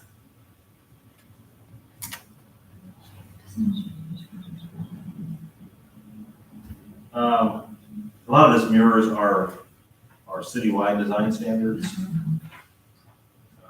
That's pretty common, actually, they're historical, type design standards for materials, fenestration, and so forth. Sold, I think there's a typo here. It says sold wall sections or simply blank walls. I think it should be solid. Yeah. That's 2 and facades. Oh, yeah. First paragraph. And so my question with this again would be, an interpretation. the interpretation is what's unique. Visible facades demonstrating unique architectural details, what's unique. Rational and balanced versus, solid or simply blank walls. I think those are kind of technical terms. That's what I'm wondering, I'm I think they are. Is that something that this is just standard language and not meant to be interpreted? What I've seen is, usually it's not like, blank walls shall not exceed 10 feet, 10 linear feet, it's a very measurable standard.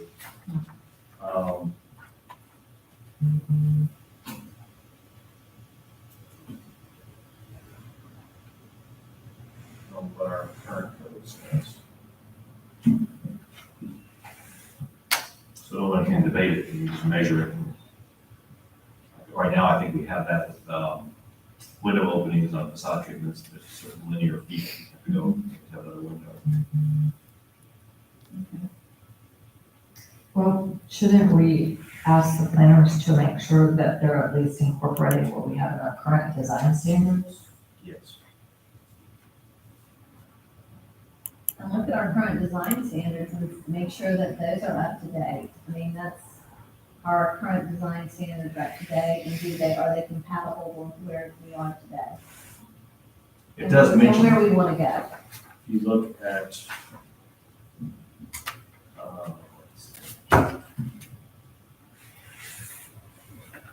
it references another section, design standards, Article 4.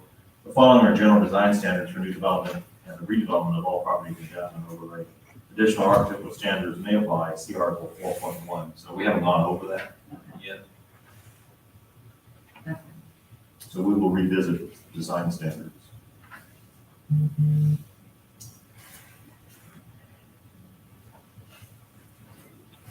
Anything else on that?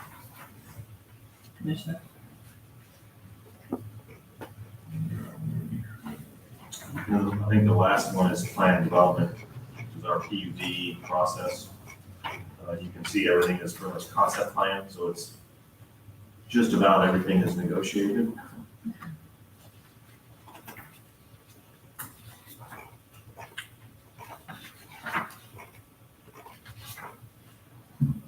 Or just a 5-year plan, or, The code,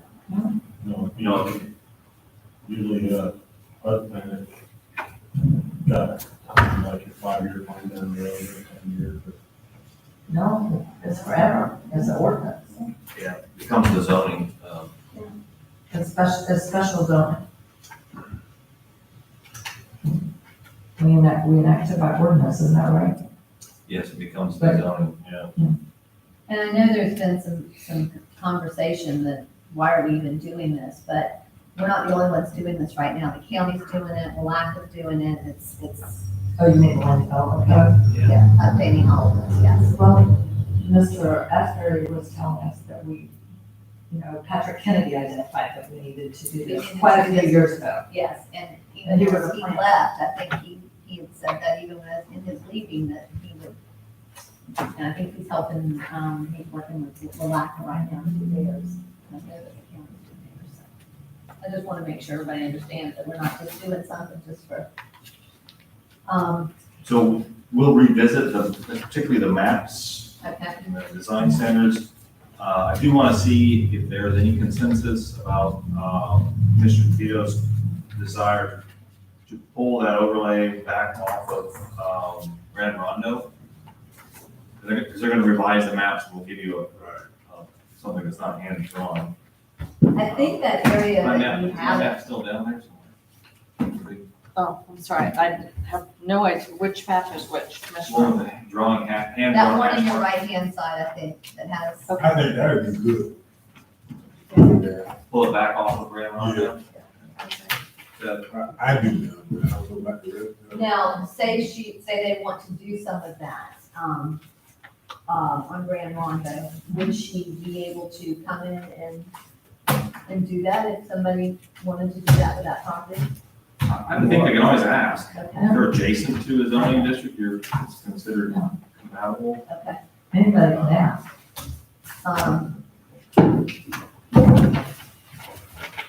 because you're just really talking about that one section there that's The frontage facing the lake. right there. There was a concern, I met with concerned citizens about Main Street and Cedar Street historically were the African-American business district. They want to make sure that they could either still do business or keep a house. If the house burned down, they could rebuild a house. If they want to reestablish a business, they could reestablish it. You're That's what allowed including that. Cedar Street, we're Cedar. we're not backing off of Cedar Street, Correct. we're including Cedar Street, Correct. okay. I'll make sure. So that's all I have for that workshop. I'm going to take just a small recess, 5 minutes. Oh. Yes, Are we adjourning this workshop? Because I have two okay. land use questions. Okay, so, one is, three things, just on how we do this. I think it would be easier on us and easier on planning and zoning, and it would be a lot easier for the public if, when we get the future chapters, or if these chapters come back, if the planner, Seth Cohen, could give us a summary of what this is supposed to accomplish, a verbal overview, because we just have to read through this. And I think it's causing a lot of confusion, both for those of us who are participating and the public. So a summary of what they're doing, what is new, what is not new. And as well, to have the future land use map and the zoning map in front of us, so that we, we have a better concept of what we're doing here. And then I have a question, because this is just taking us a long time, and I think if they would help us out a little bit more, it would shorten up our time. Also, you sent me a document, did you send this to everybody else? It was the Summary report? summary report about what was gonna be changed. So, just not clear about that. Part of that seems to be elements that Zev Cohen decided needed to be updated.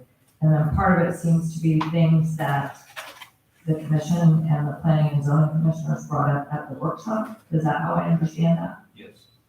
Okay, but they're not separated out. Like, they don't say what was planner driven and what was the desire of the commission or the planning and zoning commissioners.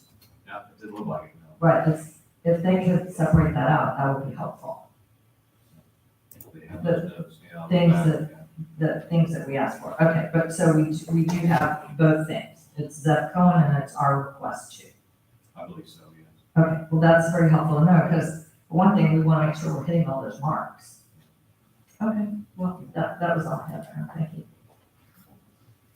With that, yeah, I'm going to go ahead and I'm going to adjourn this workshop.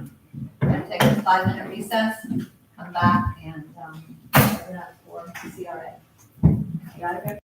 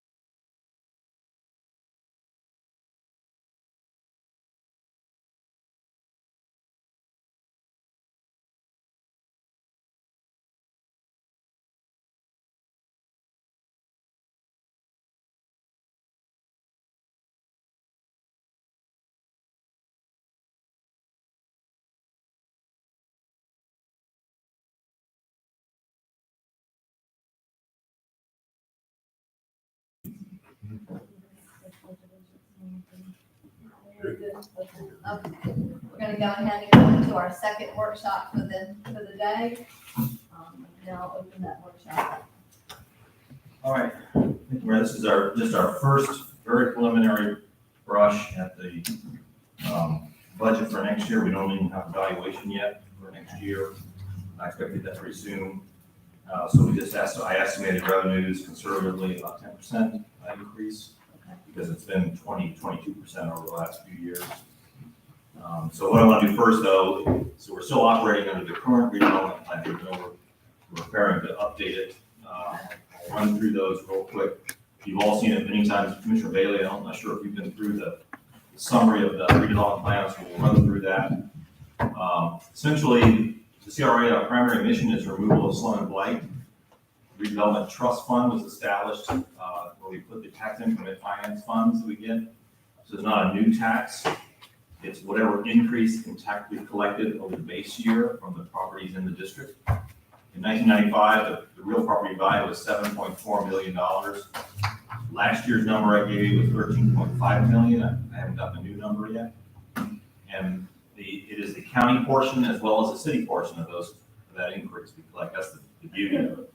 We do not collect the school board portion or anybody else, other agencies portion.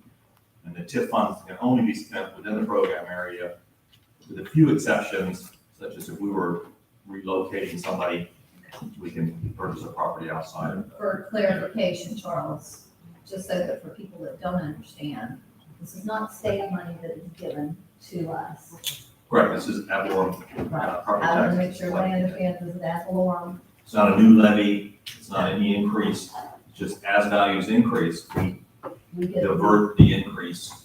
So the general fund still gets what it was always getting, and so does the county, but any increase gets put into the redevelopment fund. people just, I've heard that from people that it's State money. state's giving us money and we're, yes. Yeah, it's not state. No, okay. Want to So- make sure we have clarification. Now, we did increase the floor tax on properties and stuff several years ago, didn't we? No, It's been a long time since they increased the yes. tax rate. No, our tax rate, yes, Commissioner DeVito. So our millage stays the same. The increase, I believe that the city manager is referring to is the increase that results when taxable values increase. Right, Correct. exactly. Flat millage, we have not raised the percent of millage. It's just due to increase in property values. And that's sort of the aim of it. You want to make sure you include in your work plan activities that increase that value. The more money comes in, you do more stuff, you get more money, you do more stuff. So eventually it's sunset. For clarification, last year, the property was valued at $100. This year, it's valued at $200. So my ad valorem has increased based on that value, but the millage that has not changed. The rate of taxation. The rate of taxation has not, Who sets the rate of the property that's going up and down? the property tax. Property tax office. That can. And they're limited, they have a limit, I believe it's 3% per year? As long as, for residential homestead, as long as nothing has changed on that property. They haven't done any improvements, they haven't done, any significant improvements to that property, so they're limited too in how much. So that's why you see some of these houses that are still valued much lower than their neighbors, because there's not been a sale, there hasn't been any significant change in that property, except for what they can do annually. So CRA funds cannot replace general fund spending. It must be over and above what the general fund would normally do for a project or work. The redevelopment plan must be adopted at the time that the CRA is established and then needs to be updated every 5 to 7 years. You don't have to do everything in the plan, but if it's not in the plan, you can't do it. That's why plans are written very broadly, so we don't box yourself in. In large CRAs, the large increment, they're very staff driven. They often have large staffs, do marketing, special events, construction management, so forth. Some communities contract out the entire management of their CRA. There's some firms that actually manage multiple CRAs down in South Florida, I'm aware of. CRAs are really good at doing heavy lifting of infrastructure projects. smaller CRAs like ours, we seek to leverage our dollars and form partnerships, and the Main Street program is a great way to do that, very common in Florida. CRAs can fund Main Street, the efforts of the Main Street program to alleviate the burden of them just keeping their doors open. Main Street programs were initially for communities of 50,000 or less. Now there are many, many urban programs, including Orlando started, they have a number of urban programs there, St. Petersburg. The Main Street approach is a comprehensive approach. It's not the only approach out there, it's just the most successful approach that I've encountered. It's a very popular approach. The key to it is the 4-point approach must be applied ongoingly, and you can't focus on just one particular area. One of the key components of it is the full-time management aspect, and an active Main Street program allows the CRA to leverage its money for a greater lasting impact. This is an example of last year's partnership budget. They expect to generate almost $40,000 in revenue and expenses, and that's above and beyond any of our efforts that we spend our money on. So it's a way to leverage our efforts. So this is the North CRA, the map, going all the way up to the city limit. It's hard to see here, but there's actually a little arm that reaches way out to Harry Banks, the north, across the street from Harry Banks Park. It changes sides of the street over here. Yeah. Yeah, so it's odd, and there's some things are out of 333 Fish Camp opted out, some other properties opted out. The prior owners did. Yeah, prior owner. Central, of course, is the oldest CRA. This one, North and South Sunset in 2058. Those were formed in 2018. Central, yes. What's the purpose for opting out? Sometimes it's fear. They think it's a new tax or an increased tax, or that we're going to somehow gain control of their property. So they say, no, thank you. He did not want to be designated as blighted. Yeah, that's another reason people. That was what we were told, that he objected to. That Leonard, Yes. Leonard, yeah. So the Central is the oldest one. It's basically the corridor. This is the largest amount of residential in any of the districts in this area, and Central from lake to lake. And then the South is kind of an odd. It's the future RV park.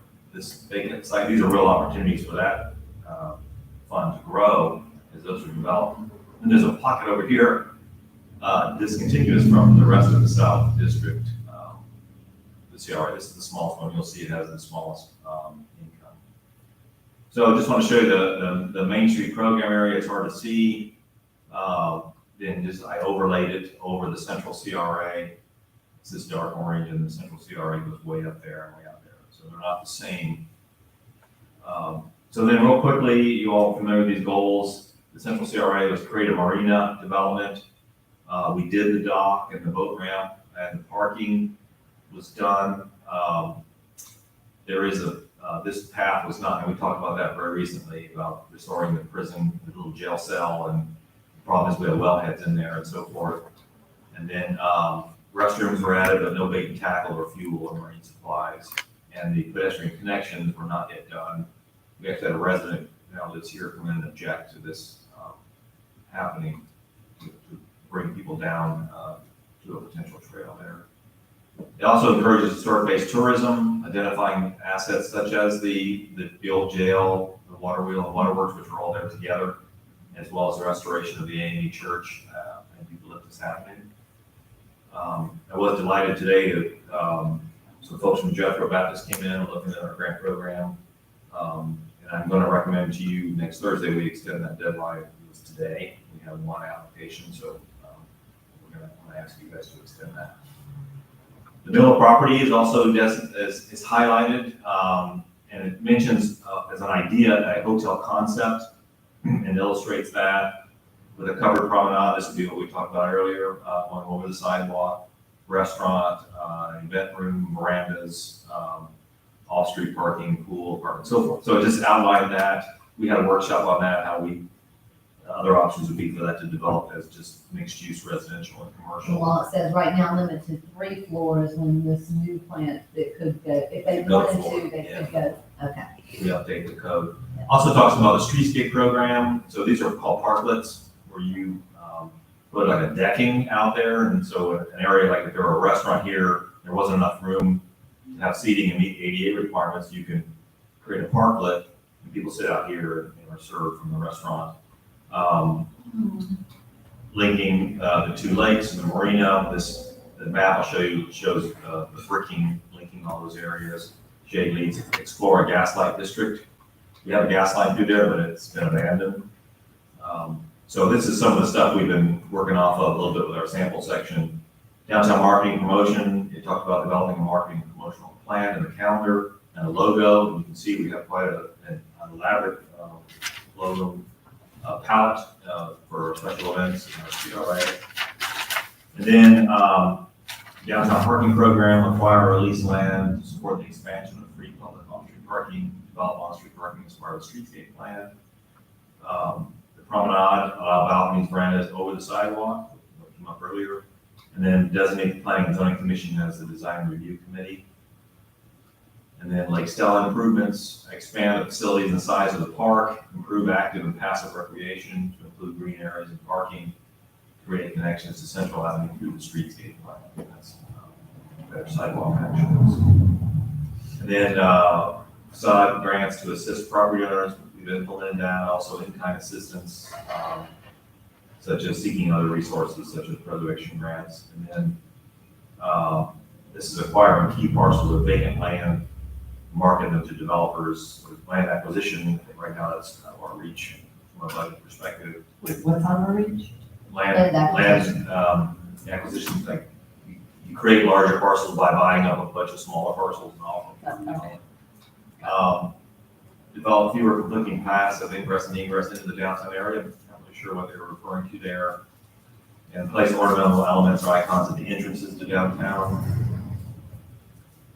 Establish a maintenance program for streetscape enhancements, which we're working on, and then land use, conduct a review of land use regulations to identify and reduce conflicts and develop mixed use zoning. We're going through that now with our code update. So this just illustrates that, the areas, marina, historical, waterworks and jail. This was you know, if you can see it with the speaker, probably blocking the circular pier out there. And then streetscape improvements, and then this is the Market Square site. Those are the identified areas, blue, red, and orange. And then the proposed planning is to resurface Central Avenue. That was done actually with the MSCOP grant, but it wasn't done in the streetscape plan. It was just milled and resurfaced. Then this shows, again, I mentioned the paver system connecting the park, the boat ramp, Sunrise Park to the boat ramp, to Central, goes all the way over to Lake Stella. This is some illustrations. We're going with red brick instead of yellow, orange brick, and we're not leaving the grass strip there. We don't have to mow. This illustrates it's called a rain garden. It's actually a recessed bed where the first flush of rainwater would go in there. And the idea is it catches all the cigarette butts and the oil and things before it. Then when that fills up, it keeps on flowing down to the lake. But it's a method, a stormwater method to clean up the water. And then every now and then we have to scoop that out and get all the debris out of there. These are some illustrations that I had commissioned by a designer I met through the master planning process in Newport Richey, actually, to show the improvements. This is what we're implementing, the bricks and we did crepe myrtles instead of whatever those trees are. So the north and south goals are very simplistic. There's not much there. Just bring water and sewer to the entire CRA area, pave dirt roads inside the CRA area, which we have applied for another MSCOP grant for that. Participate if possible in the development of a plan and identification of funding sources for bringing meaningful broadband to the CRA area. The Chamber of Commerce is working very much spearheading that effort. This actually, the sewer, the Oakwood sewer line is actually in the North CRA. Working with planning and zoning on the development of Grove Avenue and Williams Lane neighborhoods, and work with outside agencies to assist with quality single-family housing that results in home ownership in the CRA. The irony is that there's very little residential property in our CRAs. North and south goals, both side-to-side grants, in-kind assistance, and so forth for property owners. So that's our existing redevelopment plan. So here's the budget with what we're doing. This is kind of our action plan right now. based around, I kind of only divide everything into the 4 points. The design improvements, continue to enhance the medians on 17, they're looking pretty good.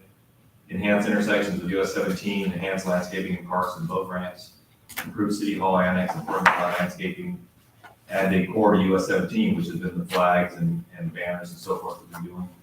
Create conceptual renderings of building improvements on Central and Summit, we've been doing that. Award grants for redevelopment projects, install streetscape improvements, such as hanging pots, the pot clusters that we've been doing on the creek myrtles for shade, and replace the grass with brick pavers. So that'll be an ongoing process. Promote our historic tour. And then I scratched out design standard update, that's underway, as well as updating the land development code. And then assist with our banner project. That still hasn't been done, but the assist with the banner bench mural is complete. The events calendar we talked was established, has got a pretty good calendar going with a few monthly events. The movies happen about 3 months of the year. The Arts and Farmers Market movies about 9 months of the year. The Sunsets on Stella, which we support, is 3 months of the year. And then in the support role, we support the Martin Luther King event, the Soul Food Festival, the Spring Sailboat Races, the Spring Festival, the Catfish Festival, is we're told is coming back, Cinco de Mayo, the Intertribal Powwow, the Juneteenth celebration, Independence Day celebration, Fall Festival, Day of the Dead, Trunk or Treat, and then doing a Christmas lighting, and then the Christmas parade / fireworks / Christmas in the park. So we have really a robust calendar of events we've been developing. Mary, can I ask a question?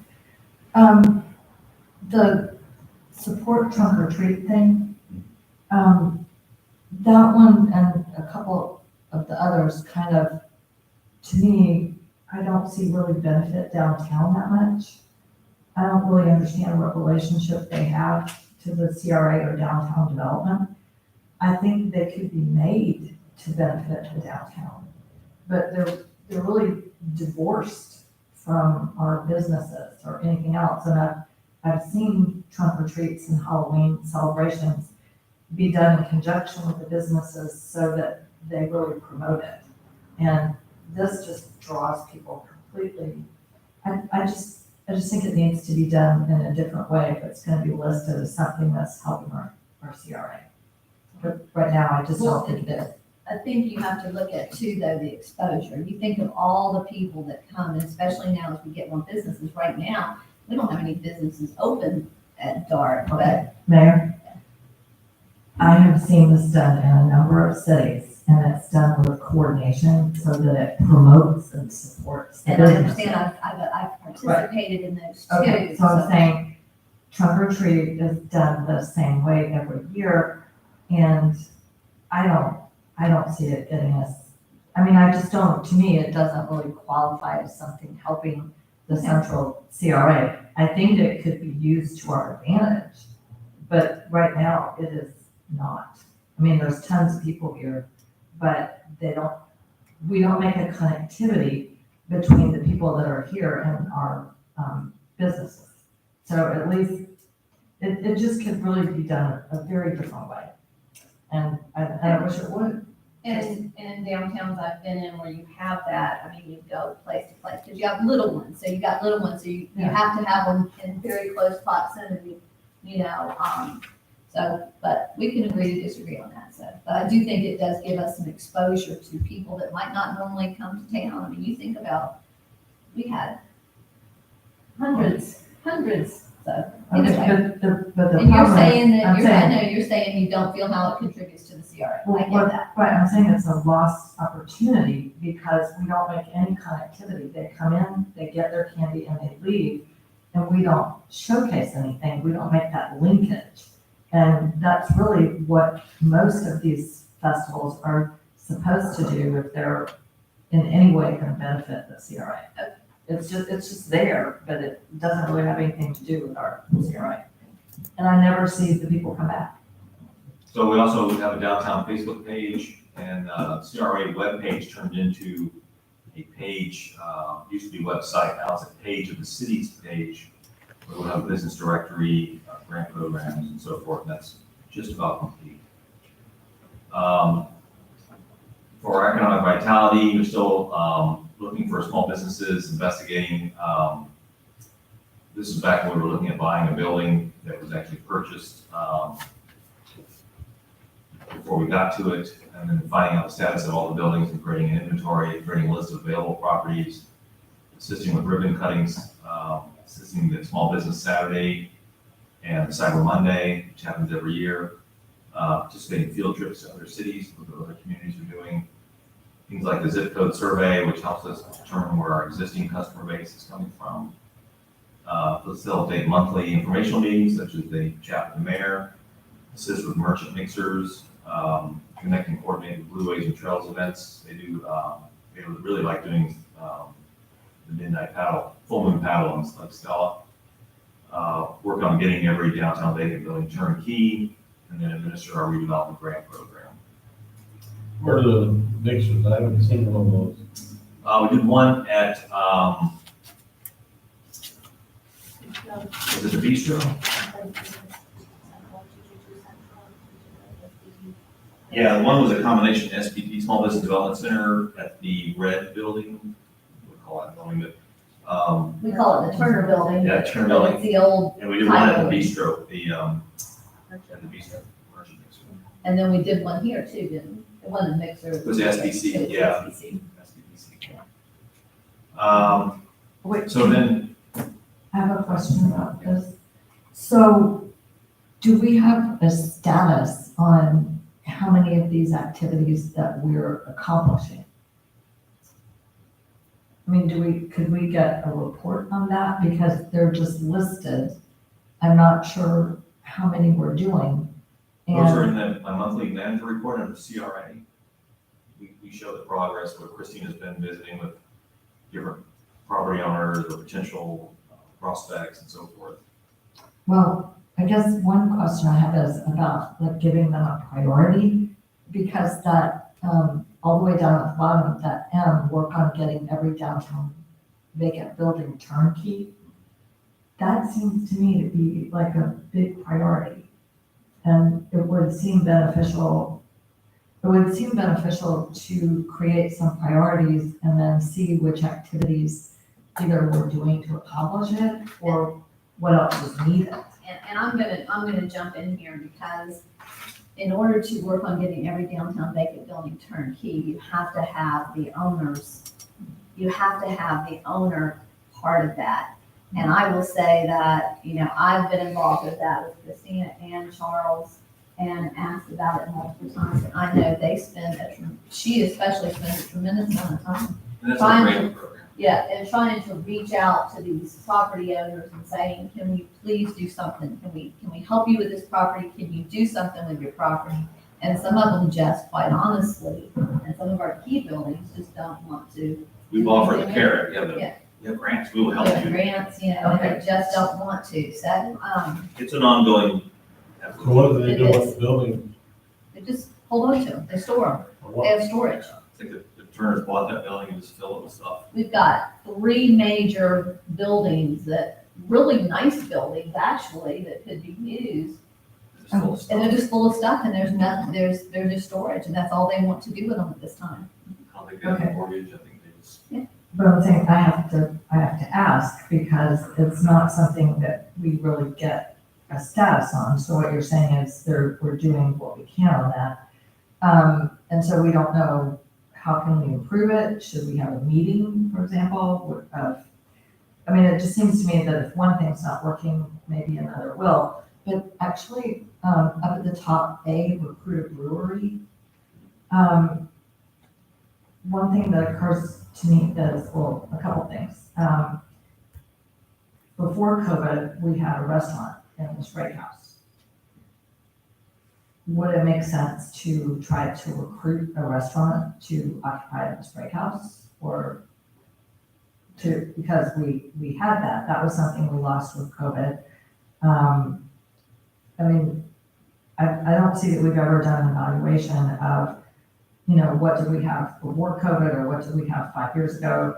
And what can we do to restore it? Although some people have come in, that's really wonderful. And And with the God spring rest house, I know, I even spoke to Jeff this last week. And they've had several people that are interested in it. They want to make sure that whatever they do with that it has a restaurant component to it. Right, And so he's for- looking for that right buyer that has that restaurant component to it. Okay, he's looking for the right buyer, but I'm saying, are we doing our part? One thing we had discussed was creating specifically an incentive, making sure that he knows and the buyers know that we could provide them, some grant money. I mean, to me, it's gotta be a coordinated effort, because he has a heavy lift by himself. If we can make a commitment to him that we can, particularly since he was greatly impacted by COVID, I think sooner rather than later, we should find a way to let him know and potential buyers know that we can provide an incentive. We met with him, we told him. But I mean, did we discuss a specific amount? Has the commission authorized a specific amount? We did not. Right. Christina has set up a meeting with a potential next week to meet with them, so we'll make all that very well known. Right, We I'm have a just, significant amount of funding available. We did sit down with the owners and they're aware that there's funding for them and Yeah, we've been letting the owners know we have carrots. And we have people call. I've had people call me, you've had people call you. They're all excited. I don't know, maybe they get on the Facebook and they decide this is not their place. I don't know. But anyway, they call us and then all of a sudden they ghost, And Jeff said he's had the same thing. He's had people, I think with all of these buildings, you had, how many people did you have want to buy? We had a whole series in a row, Yeah. the yellow arch building. Yeah. And then the guy bought it, and then he disappeared. And then disappeared. He hadn't done anything to do with it. We were all excited thinking he was gonna, make residential up above and clean it up and do some things. So, I mean, it has to be, I think, I just want to make sure that everybody knows that, this is an ongoing process, but we also have to have owner participation with this. They've got to be willing to do this. okay, but that's the kind of thing, I mean, I'm glad we're having this workshop, I'm glad this information is coming forward, but it would help if we got the information on like a more updated basis, so maybe we can all put our heads together and figure out what else can we do to bring people to the table. That's what I'm saying about that. What about, have anybody, y'all have hit from the Chinese restaurant? We have a lien on that property, and we're seeing if we can move forward on enforcing that lien on the property. We can't get any response out of that property owner. So I think Wait, which Chinese restaurant? the Chinese restaurant, let's say a lot. Wait, you mean we have a lien on China Walk? $250,000. They've been running for years. For, We advised him, got a lien, you mean for code issues? yes. It looks abandoned. You've driven around that thing. That's what I'm trying to say. I don't think I would want to eat nothing out of downstairs. We're gonna bring that to you in the near future to go to foreclosure. Well, they came in and cleaned it up. They cleaned it up and it started and it was going and everybody was excited because we finally had that here. Right. But then slowly it's just, But what we found is the last time you authorized 3 foreclosure letters, all 3 properties cleaned up immediately. So chances are, you authorize a foreclosure letter, we'll see some action. I think probably just not taking us seriously at this point. And of course, he'll probably come in for a lien reduction request. But I've directed Pam to move forward on that property. Cause, I'm really concerned about a place where a person can go sit down after Sunday service or something. I have to go way out of town to eat Sunday dinner. Yeah, I had to go over to Huilaka, or either go down to the fish place down there, or either to a couple of those places on 92, just to eat Sunday dinner. I shouldn't have to go way down there. That's just the way it is, because we ain't got nowhere, we ain't got nowhere you can go buy a piece of fried chicken at on Sunday. Then you go, and that's pitiful. Yeah, I agree. It's Well, not, there's a problem with that I have looked in this town for over a year to be able to put somewhere where you could put a restaurant, but like Spray House, I looked at that. GW, and I went to look at doing that stuff. The problem being is for what they want for it and for what it would take to staff it and the food and the service, you have to make $2,000 a day at that place. That's what you have to do. Unfortunately, right now in Crescent City, you don't have that kind of foot traffic that you can do that. I mean, just the insurance and the payment on the place, if you did it, is almost $9,000 a month. So how you do that, make a payment on $485,000 and the interest and the liability insurance and the business insurance, the problem is that you have to have foot traffic to support it. And when they put a pencil to it with the minimum income in the population here and what you can get for a lunch order, how much you're gonna spend. No, not put a pencil to it. If you open that up, you're gonna get $500 a day maybe on lunch out of it. Maybe.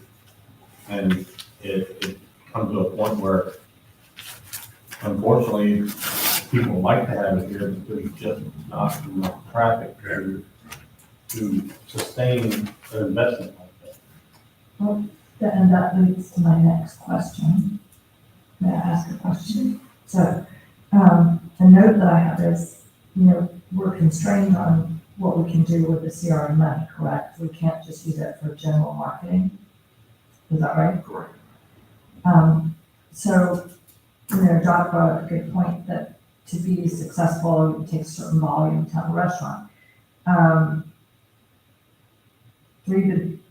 Back in the late 80s and early 90s, the Spray House drew from out of town. One of the Black Rotary clubs used to come and have weekly dinner meetings there. They were full during Bike Week. They were bursting out of the seams. Ralph and I had our wedding reception there in 1989, but they would be bursting out of the seams during times, big events in Daytona. I don't know what the difference is, but it seems to me that if we can't use CRA money for marketing,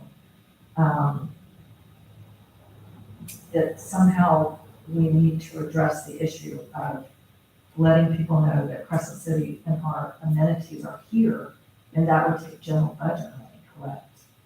If we were to spend the money, yes. Right, or either we were, or the businesses have a consortium, but it just seems like we were better known at one time, and that somehow we need to,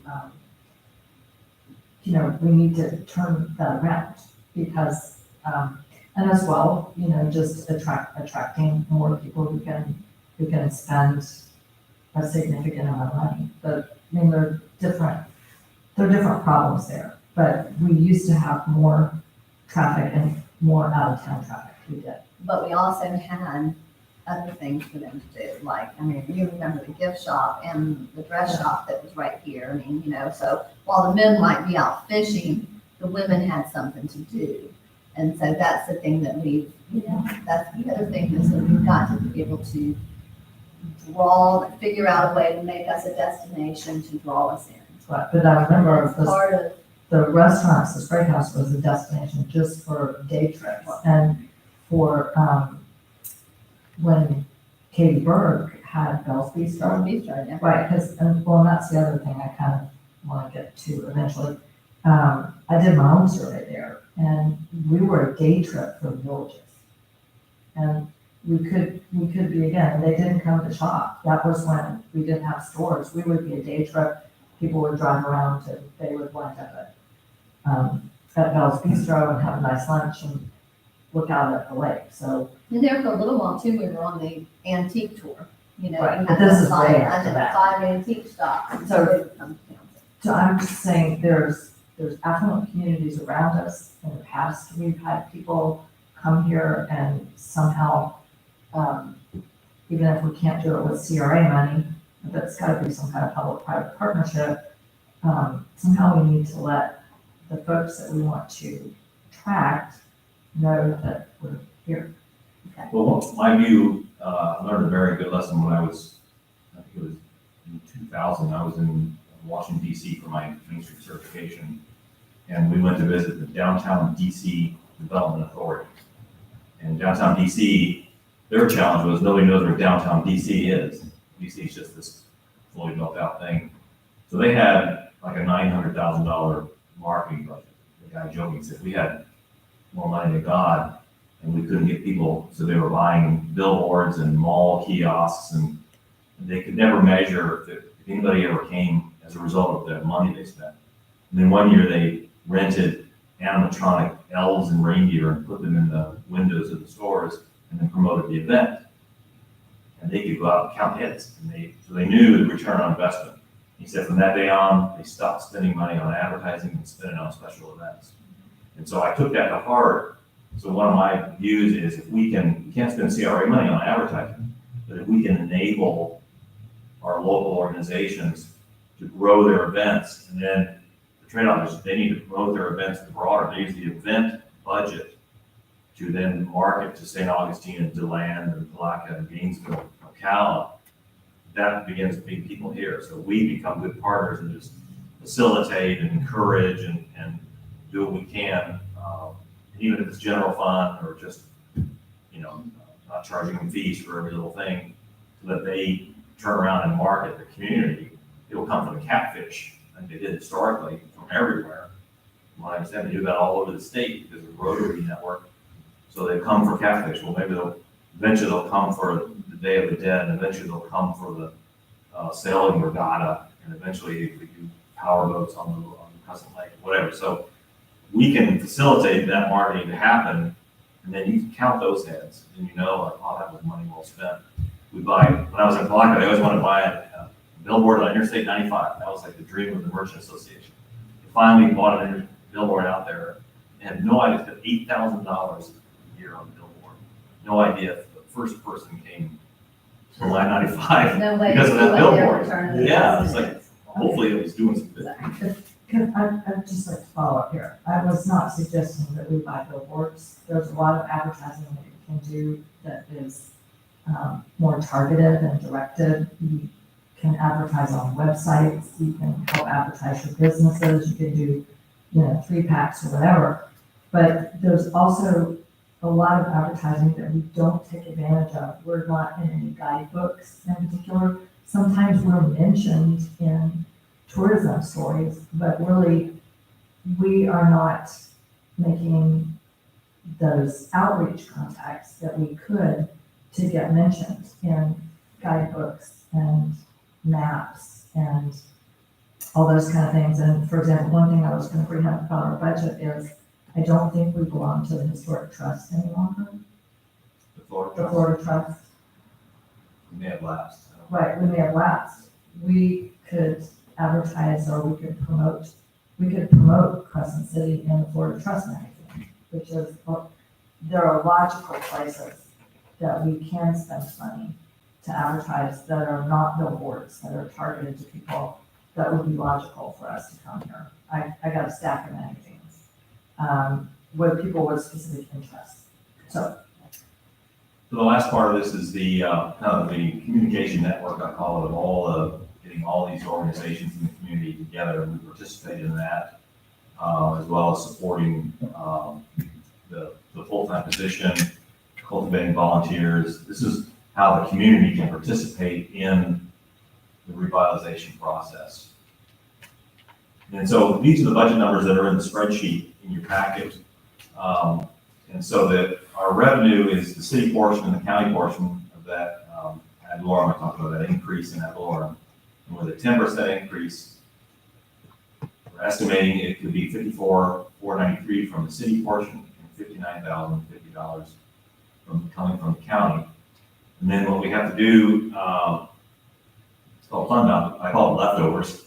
we're gonna estimate how much money we think we have left over. We have to count that, because in a general fund, you can have reserves and you can have fund balance, whatever you wanna call it. In CRA, you have to show that you can spend every dollar. So when there's leftover money, we can always anticipate how much we think will be left, and then we budget it into the expenditures. So what I did was what I do each year, I boost all the overhead expenses by 5%.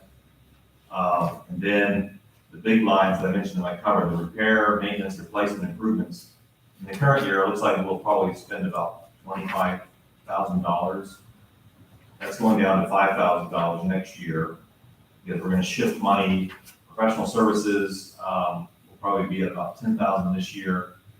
And I put $28,000 there for the central CRA's portion of the master plan. And then advertising and marketing, kept that the same, even though we're very restricted. Other materials and supplies is just miscellaneous expenditures. This column is what we think we'll spend this year. I projected out. Special events and festivals, 11.6, brought that down because we can no longer provide grants to outside groups for their events and so forth. What about having the city do the outside rather than the outside events? Well, some of the biggest things I've ever did, I started the Deland Showcase for the 3-day expo event for aviation there. The city paid for a lot of the stuff there, but before it was over, we were having 12,000 people over 3 days show up. The city is the one who did it, therefore they could spend the money rather than trying to find a way to fund somebody else to do it, and it made it a destination. Sure.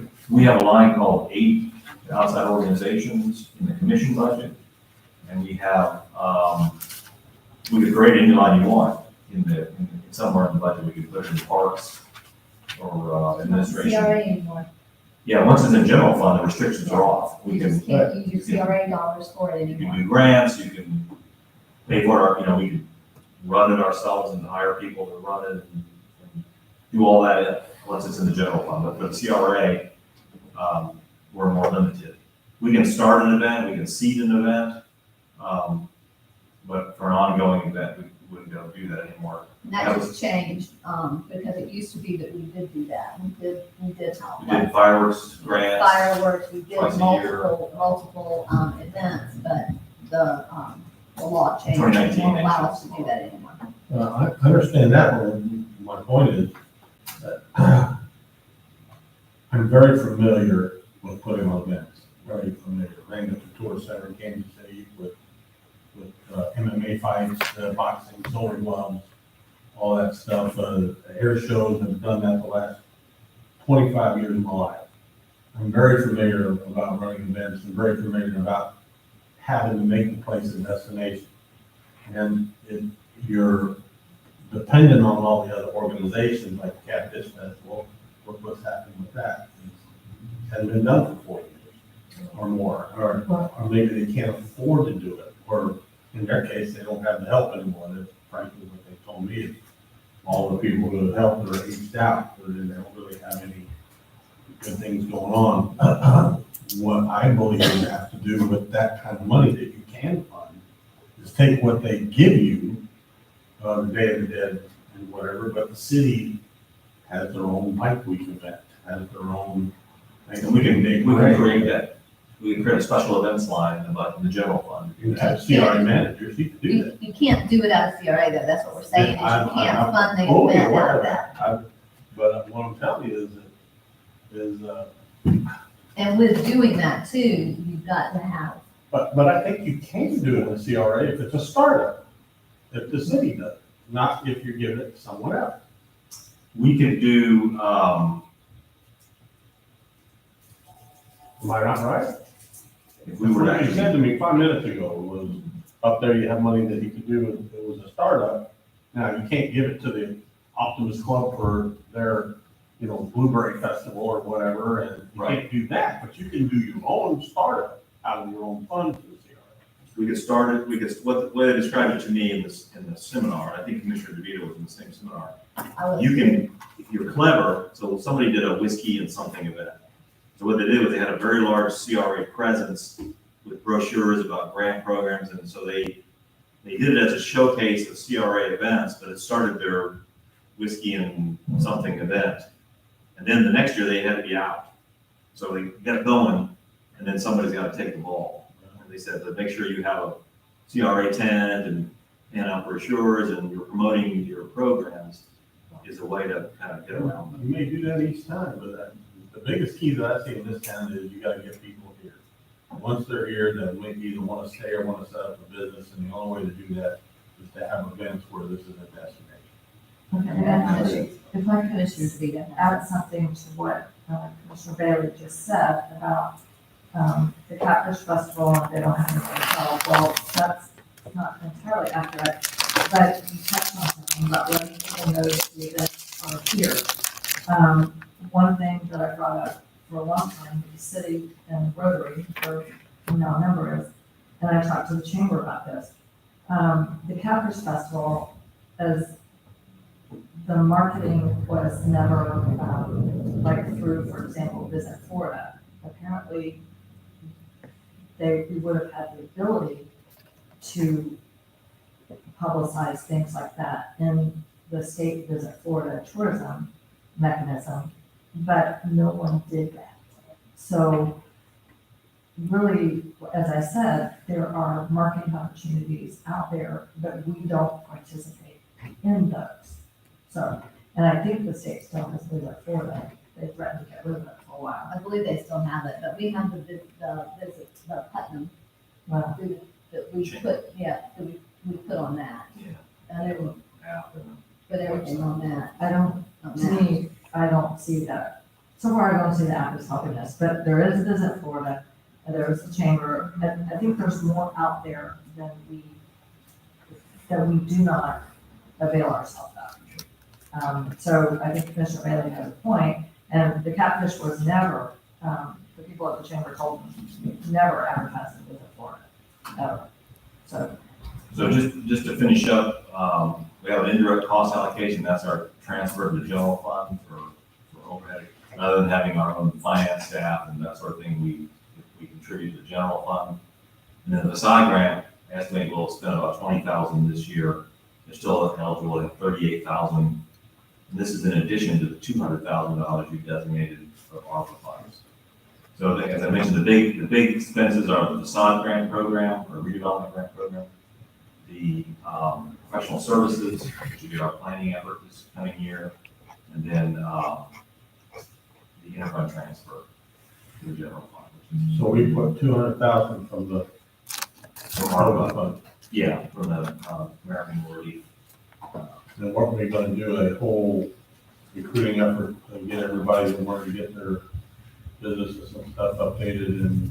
Yeah, that's the thing I want to ask you for an extension on Thursday to give them another month. A lot of it with some people, when you talk to them about it, it's that it's the matching, and some of the businesses just don't have, they don't have those resources. Well, I think we and could so- do the matching thing on a case by case basis, as compared to someone who doesn't, but I think the one thing we need to be done is have a public meeting with all the business owners in here and show them what's available, what's not. I mean, like a workshop, Like, okay, like a workshop. I mean, a hands-on, Or, Yeah. And then, just like right now, there's so much misinformation out there about CRA, what's available, what it is, and who qualifies for it. Need to have folks come in and go, hey, look, guess what? And we'd like to have, enough folks to know about it, but like Jesse's place down there, the Chevy thing, that's in the South District, right? Or is that in the Central? Man, that place should qualify for some paint, I would think, tomorrow. So what Chevy do? behind Little my white house, behind my house. Oh, The car lot, the old car. the dealership, yeah. I mean, if you come through town, that looks pretty rough, a little CRA money right there. Would help out a lot, I'm sure it'd help out the property. that would be a facade grant, correct? Yes. Just for paint. well, whatever you like, we just call it, I call it redevelopment grant. So do we eliminate facade grants? No, it should include facades and more, yeah. That's what I'm saying. Paint, grass, cutting and some weeds. I think I listed that as one of the targeted properties as well. so they'd be eligible for up to 100%. See, I think that's, like I said, case by case, they can get 100%, we wouldn't do it. So, that's central, the north, we have some improvements, landscaping right away, kind of our part. These are actually weeds here, we're looking at, putting in bushes here, something blooming. The irrigation has been disconnected, it was a temporary system through the DOT grant, so we've got to figure out how to get that water back there. These are, recommended, incentivized landscape and facade improvements. We did some renderings, I'll show you, this is the Chinese restaurant we were talking about. The fish camp has cleaned this up a little bit, this wall, they don't own this wall, but they've been improving it. This is the Save-A-Lot Plaza. So this is an example of the guy that I hired to do the renderings to actually create outdoor seating at this plaza for Spanky's, to increase their capacity and their business model as well as improve the look. You can see, you look at the before, there are no landscape islands in that plaza at all. One difference it makes. There's a new owner now too, isn't it, the whole plaza? Well, I called him, and it turns out he's doing his due diligence. He's not the Okay, owner. so he's not actually the new owner, okay. And this is an example of another community. This was an existing plaza. They had a conceptual done, which would add this public seating area. And then it was actually done. This is the end result. So it enlivens kind of brings the plaza back to life. This is at night. There's another view of the same thing. Yeah, these pergolas and so there's a way. This is another old dead plaza. Different angle of the same plaza, and they just give it a new facade. Turned this one into an office complex actually. Our plaza actually, Save-A-Lot only has 3 vacancies in there. It's more business than I realized. There's a new office supply place, an office furniture place in there. Retail or just Ships out? Well, it's by appointment only, but it looks like it's retail. Office furniture. And then, these are the other things, identify the different roads that need to be paved. We've actually made application. I think only a little tiny piece, only one little edge of this road right here is actually in the North CRA. That's dirt. And then I crossed off this visit crescentcity.org. We were never able to get access to that. So we're using the CRA site. Then this is the budget. Again, the North CRA is getting pretty healthy. Last year we transferred in from the previous year over $96,000. This year we're looking at probably bringing forward $107,000 because we haven't been active up there. So we're estimating about $187,000. So what I did was professional services, again, this is the portion of the master planning. So we actually have a work plan for that area to spend this money. I still have $30,000 for improvement projects up there, which could be landscaping, entry signs, and so forth. Redevelopment grants, $71,000 for helping the plazas, the buildings, painting, and so forth. Again, this is separate from the $200,000 you approved ARPA funds. And then some marketing money, advertising, for our efforts, and then miscellaneous, and then the indirect costs to transfer to the general fund. So that's become the biggest fund, just due to our inactivity. The revenue though is getting very close to matching the central CRA. And then finally for the south, tiny little district, but it has some mess down there. But looking at entry features, facade, building improvements, and a little bit of room for marketing, banners, and so forth. So that revenue, last year we brought forward about $13,400. We think this year we're going to bring home not quite bring forward not quite $20,000, which would give us about $32,900. Again, this will all change as we get closer to the budget year, because we're 4 months out. But then we're showing, again, $10,000 for their portion of the master plan planning, to give us some goals down there. Still $7,000 to do some improvement projects, which could be the entry feature down there. And then redevelopment grants, $10,000, we get help with the Circle K, the old Haynes doing down there with a grant or something that could be desired if they apply. So that's the smallest budget, smallest revenue is still real tiny down there. When the RV park gets open and reassessed, that's going to make a difference.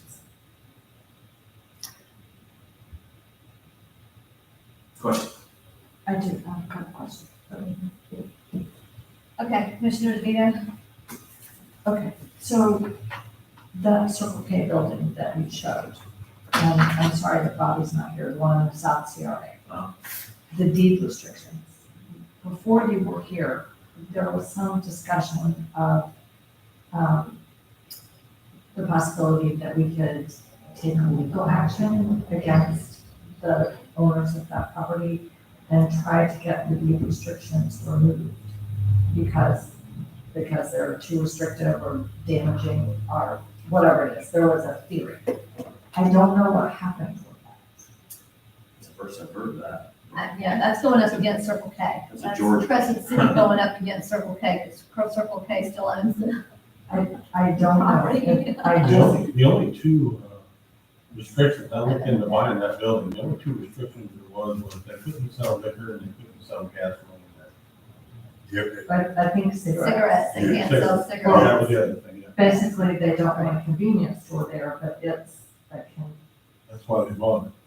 right, it's suited for a It gas used to station. be, well, it used to be that's what it was in Circle K. Right. Circle K closed it, you know, and so they didn't want something else to go in there. Right. That would compete with their other Circle K. Keith told us it sold. That's what you Haven't said. confirmed it, That's but what you said, that you heard it sold. So It you was for thought, sale for $150,000. It's been for sale for years. I mean, that's a good commercial spot, but anyway, so it might be sold. And then, just, my other question is, what is the status of the master plan grant application and the firm? So they're supposed to be helping us apply for the DEO grant? yes, well, they sent me, I asked them for a revised deliverable schedule to match the grant, what I expect to be the grant schedule, which they did. So now I have that, and I'm putting it into the grant application, which is essentially a letter. So I'm still drafting that. So the school property is not, I mean, okay, we're funding this out of CRA money, correct? Yes. So most of the school property is not in the CRA. Is that correct? The middle school property? I think, I think a good chunk of it is not. I know the vacant portion, the most expensive probably portion is, I believe it's not.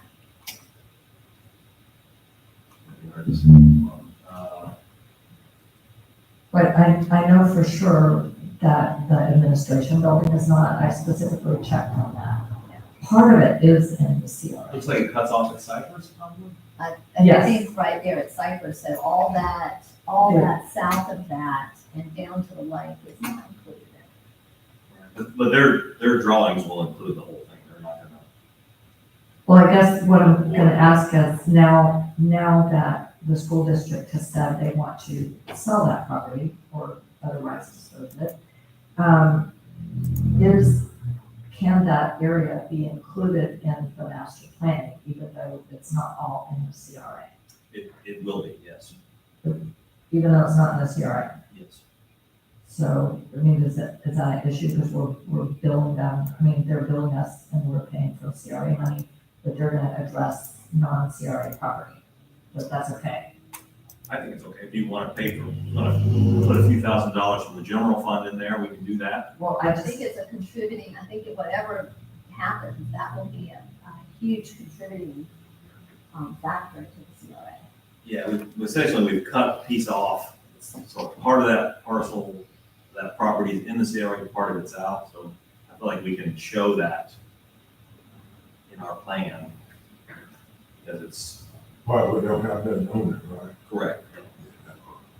well, My intention was to have them included. okay, so you do intend to have them included, and just, I mean, as far as I'm concerned, you know, when it comes audit time, we just have to make sure, don't we, that we've, you know, paid for things correctly when it comes to the audit, I guess, I don't know. But anyway, so my main question was, can they address that property? And right now, it's one parcel. My understanding right now is it's one parcel. That's Now, when they break that up, yes, you know, but they haven't done that yet. So you're saying It's one big, it's the one. rationale is if you're addressing part of it, you have to address all of it. Is that what you're Well, saying? Or they could throw that in, Right. that planning section. Okay, so you are intending to ask them Yes. to do that. And then, I don't know if you've explored this. I mean, we're paying about $100,000, I guess, for a larger project, but Willaca just did a wonderful visioning. And for all or part of Willaca, they paid $47,000, and it's a beautiful visioning. There's a flip book on their webpage. They contracted with regional, what is it? Regional planning, It's not planning anymore, it's the regional council. is it the Northeast, The Northeast Regional Council? I can't say the name right because it's been Northeast changed. Regional Council. That's it. Thank you. They're the ones, remember, that came down and did our Yeah. mentioning back in 2016, I remember that. So, They did our comp plan. and they did our just a comp. year ago. right, well, we had like a very mini, we didn't pay very much for the vision, so it was very abbreviated. But apparently, because I talked to one of the town employees, she said that, the DEO actually did, the grant application for, not DEO, the regional council did the grant application to DEO, got the grant, and they're done. So my question is, because now we're hiring this other firm to do planning for us, are you familiar with what all they do now? Because I'm not. I didn't know that that the regional council did all these things. I was aware of, everywhere I work, you can work with your regional council, planning council, hire them to do it, just like you can hire a university usually. But they did a really nice job for the last. In fact, they used the DEO grant to do our comp plan. That was funded through the same DEO. Oh, I know that. Yeah, they did that. So, okay. So I don't know what else they do, but they seem to do a lot. But anyway, and I had one more question, but I can't remember what it was. The one day. So this was, as I said, we're 4 months out, as we keep doing things and opportunities come up, that rollover amount may change. And then when we finally get the valuation, we'll be able to give you a better revenue amount. We'll keep refining this, so this will keep coming back to you. So ultimately in September, you'll adopt the final. Then, as we did last year, we'll really know the number in November, in December, and we'll adopt the moving target. Always fun, it's fun. Yeah. Any other questions? Nope, I don't have any more questions. Commissioner Banks? You sure you don't want to stay a little longer? Okay. Okay, with that, I'm gonna go ahead and I'm going to, Oh, wait, hang on, I got something to hand out. We don't have to talk about it, I just want to give it out during the meeting, and I'll give one to Karen. It's just, this is something that I shared on social media. I wrote it, I copied it. I'm just sharing this for, just to let you know what I shared on social media. Oh, it's just a thought. It says shared community life, a community of kindness and acceptance. It's just a little something that I wrote quoting Abraham Lincoln. That's good. So that's all. okay, and with that, we're gonna go ahead and I'm gonna adjourn the workshop. Thank you all very much. See you next Thursday, right? We don't have one next week until Thursday, so I can. Correct. Meeting